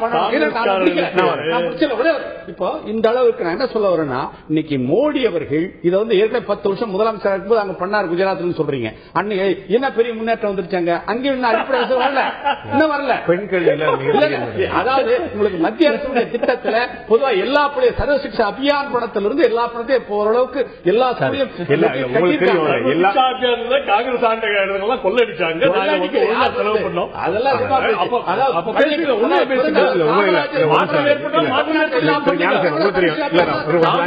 மத்திய அரசு தமிழ்நாட்டுக்கும் நிதி கொடுக்குது, பீகாருக்கும் நிதி கொடுக்குது. தமிழ்நாடு முன்னேறது பீகார் முன்னேற மாட்டேது. என்ன அர்த்தம்? நீங்க மத்திய அரசு எல்லாத்தான் நிதி கொடுக்குறது, பயன்படுத்தணும். நீங்க மத்திய அரசு கொடுக்குற நிதியா வச்சுக்கிறோம், அதை குஜராத் அரசு பயன்படுத்தா இல்ல தானே பாக்கணும். பெண்கள் கல்வியில குஜராத் அரசு வந்து எவ்வளவு உயர்த்த தொட்டிருக்கு அப்படிங்கறத நரேந்திர மோடி பல புள்ளிவிவரங்களை சொல்லியிருக்காரு. நம்முடைய கேள்வி அது இல்ல, அது வந்து தமிழ்நாட்டை விட கம்மி தான். நீங்க இல்ல தமிழ்நாடு பொதுவா வந்து தமிழ்நாட்டை விட கல்வியில பொதுவாக குஜராத் பின்னாடி தான் இருக்கு. புள்ளிவிவரங்கள் கரெக்டா சொல்லலாம். நீங்க இல்ல கல்வியில வந்து பின்னாடி இருக்காதுன்னு சொல்லிட முடியாது. சில விஷயங்களை வந்து ஹியூமன் ரிசோர்ஸ் இது வந்து இந்த அளவிற்கு நீங்கள் ஒரு அரசியலாக்கி நீங்க பொதுமக்களிடையே பேச வேண்டிய கருத்துக்களை எல்லாம் கொண்டு போய் மாணவர்களுடைய ஆசிரியர்கள் 360 வருஷம் பாடம் நடத்துறாங்க. மாணவர்கள் அது ஆசிரியர் சொல்லக்கூடிய கருத்துக்கள் தான் பசுமரத்தாணி போல அந்த குழந்தைகள் அதாவது உள்ளத்துல பதிமை ஒழிய நீங்க இன்னைக்கு வந்து அரசியல் பேசக்கூடிய இந்த பேச்செல்லாம் வந்திருக்கு இல்லையா? இது வந்து நீங்கள் செய்ய வேண்டிய வேலை அத்தனை என்னென்ன நீங்க பண்ணணுமோ அதை கூட மாணவ மத்தியில் சொல்லிட்டு இருந்ததுல அர்த்தமே இல்லை. காங்கிரஸ் வந்து சமுதாயத்தை அரசியலையும் பிரிச்சிடுச்சு. பாஜக வந்து சமுதாயத்தை அரசியலையும் வந்து ஒன்னா வச்சு பார்க்கணும்னு ஆசைப்படுது.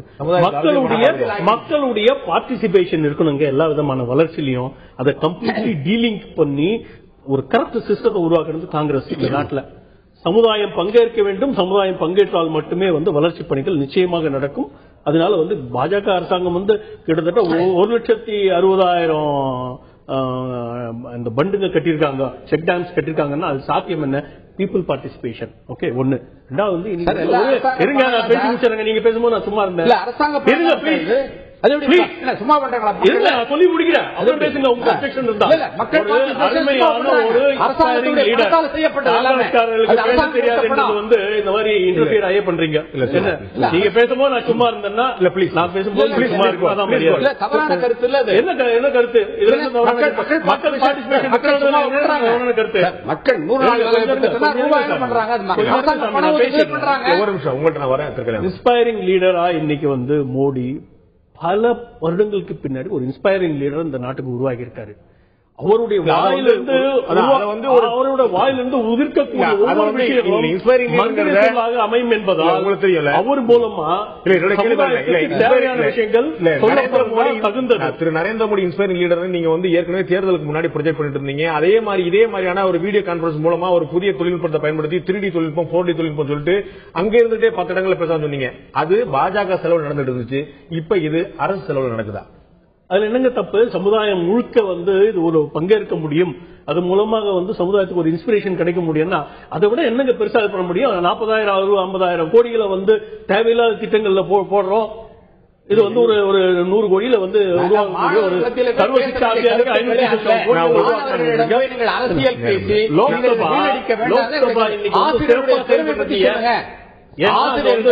பார்ட்டிசிபேஷன் இல்லன்னு சொன்னாரு. காங்கிரஸ் அரசாங்கத்தை பத்தி சொல்லியிருக்காரு. இன்னைக்கு லோக்சபா சிறப்பா செயல்பட்டு இருக்கு. அதிகமான அணுகுமுறைகளோட இருக்கு. எதிர்கட்சி சொன்னாரு. 2024 என்ன சொல்றாரு? ரிட்டையர் ஆயிருவேன், நீங்க எல்லாம் வரலாம் சொல்லியிருக்காரு. மக்களை வந்து இன்ஸ்பயர் பண்ற வேண்டும். இது சிறப்பான அணுகுமுறை. நான் இறுதியா கேட்க விரும்புறேன் திரு ஞானசேகரன். லாஸ்ட் 5 இயர்ஸ் மட்டும் 2009 இருந்து 14 வரைக்கும் 5 வருஷத்துல மட்டும் விளம்பர செலவு நேரு, இந்திரா, ராஜீவ் பேர்ல மட்டும் அவங்க 3 பேர்ல செலவு மட்டும் 53 கோடி ரூபாய். இந்த பாரத் நிர்மாண திட்டத்துக்கான செலவு மட்டும் 4 வருஷத்துல வந்து கிட்டத்தட்ட 423 கோடி ரூபாய். இது விளம்பரத்துக்கு மட்டும் திட்டத்தை செலவுபடுத்த அமல்படுத்துறதுல கிட்டத்தட்ட ஒரு 500 கோடி ரூபாய் ஒரு விளம்பரத்துக்கு மட்டும் செலவான தேசத்துல இப்படி மக்கள் மத்தியில் உரையாற்றல என்ன தவறு கண்ட முடியும்? நான் என்ன சொல்றேன், சில திட்டங்களை வந்து விளம்பரப்படுத்தி செயல்படுத்துவது காங்கிரஸ் அரசு செய்திருக்கு, அது வேற. நான் என்ன சொல்றேன், நீங்க ஆசிரியர் தினம் என்று கொண்டாடுகிற 500 கோடி விளம்பரத்துக்கு மட்டும் செலவழிக்கும் போது மக்களை நேரடி அணுகக்கூடியதை நம்ம வந்து எப்படி மாணவர்கள் அரசியல் பேச மாணவர்கள் பற்றியில் நீங்க அரசியல் பேச வேண்டிய அவசியமே இல்லை. நான் சொல்றேன் ஆசிரியர் தினம் என்பது நீங்கள் ஆசிரியருடைய பணியை பற்றி அவர்களுடைய பெருமையை பற்றி சொல்ல வேண்டிய இடம். மாணவர்கள் வந்து எப்படி நடந்து கொள்ள வேண்டும் என்று சொல்ல வேண்டிய மொழியை அதை விட்டுட்டு நீங்க லெட்டின் பிரதமர் ஆவதற்கு டெக்னாலஜி கத்துக்க பிரதமர் 2024 தேர்தலுக்கு நீங்க வந்து இப்ப தயாராகுங்கள் என்று சொல்லக்கூடிய அளவிற்கு நீங்கள் மாணவர்கள் அந்த பையன் வந்து நானும் ஒரு பிரதமர் ஆக முடியுமான்னு கேட்கிறான். நல்லா படின்னு சொல்லிருக்கணும். அவரு காமராஜ் என்ன சொல்லுவார் தெரியுமா? அப்போதான் நீ நல்லா படிக்கிற வயசுல படிச்சுட்டு வா, படிச்சு முடிச்சதுக்கு அப்புறம் நீ அரசியலை பத்தி சிந்திப்புன்னு சொல்லுவார். அது மாதிரி ஒரு நல்ல தலைவராக மோடி இருக்க வேண்டுமே ஒழிய அதை விடுத்து நீ வந்து சிறு மாணவர்களுக்கு சொல்லுவாங்க, மாணவர்களை அரசியலாக்கி அரசியல் சாக்கடையில அவர்களை இப்பொழுதே விழ வைக்க பார்க்கிறீர்கள். அது தவறு. நரேந்திர மோடி பேசுறது இவர் கேட்கலன்றது நல்லா நரேந்திர மோடி பேசக்கூடாததை எதை பேசக்கூடாத மாணவர்கள் பேசியிருக்காரு. அது தவறு. மாற்று பார்வை வந்து வைக்கப்படுகிறது. இது வந்து நிச்சயமாக மாணவர்கள் மத்தியில் இந்திய குடிமக்கள் ஒவ்வொருத்தர் மத்தியிலும் பேசக்கூடியது பிரதமருடைய உரிமை. அது முக்கியத்துவம் பெற்றது ஆகிறது. இந்த ஒரு ஆசிரியர் தினத்தில் அவர் பேசும்போது நிச்சயமாக அகில இந்திய அளவில் கவனம் பெறுகிறது அப்படிங்கிற மாற்றுக்கிறதுல அதுல அரசியல் நோக்கமோ வேற எது நோக்கமோ இருக்கக்கூடாது. அப்படி இருக்காது என்று நம்புவோம். இந்த நிகழ்ச்சியில் கலந்து கொண்டு கருத்து விருந்தினர் 2 பேருக்கும் நன்றி. பார்த்த உங்களுக்கும் நன்றி நண்பர்களை. மீண்டும் இன்னொரு நிகழ்ச்சி சந்திப்போம். அதுவரை நன்றி, வணக்கம்.